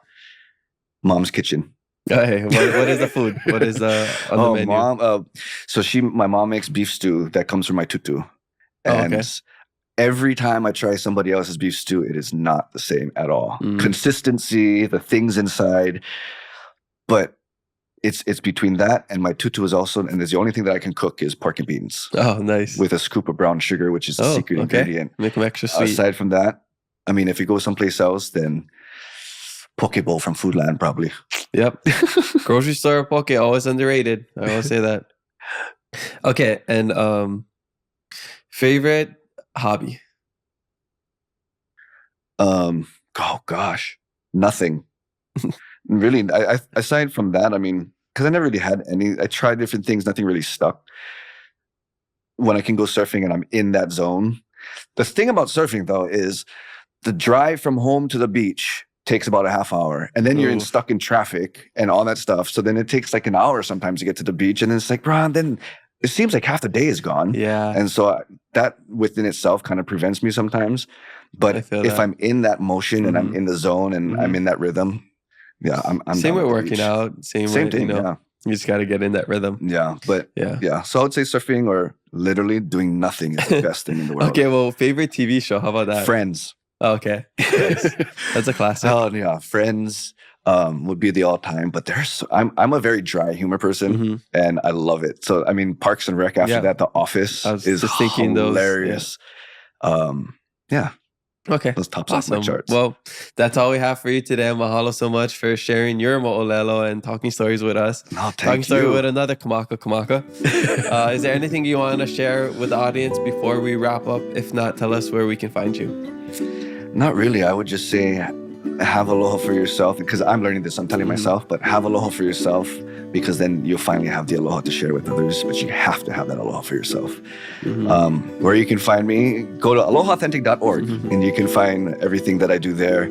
But yeah, I'm here. This is my home. I'm around town. Instagram, Kamaka Pili. Instagram, Aloha Authentic. Facebook. Yeah. Okay, right on. Well, mahalo Kamaka for joining us on the Keep It Aloha podcast. Spread love, be kind to one another, and mahalo for listening to us today. We have new episodes every Thursday, so make sure you follow us and leave a review. I'm your host, Kamaka, and remember to always keep it aloha.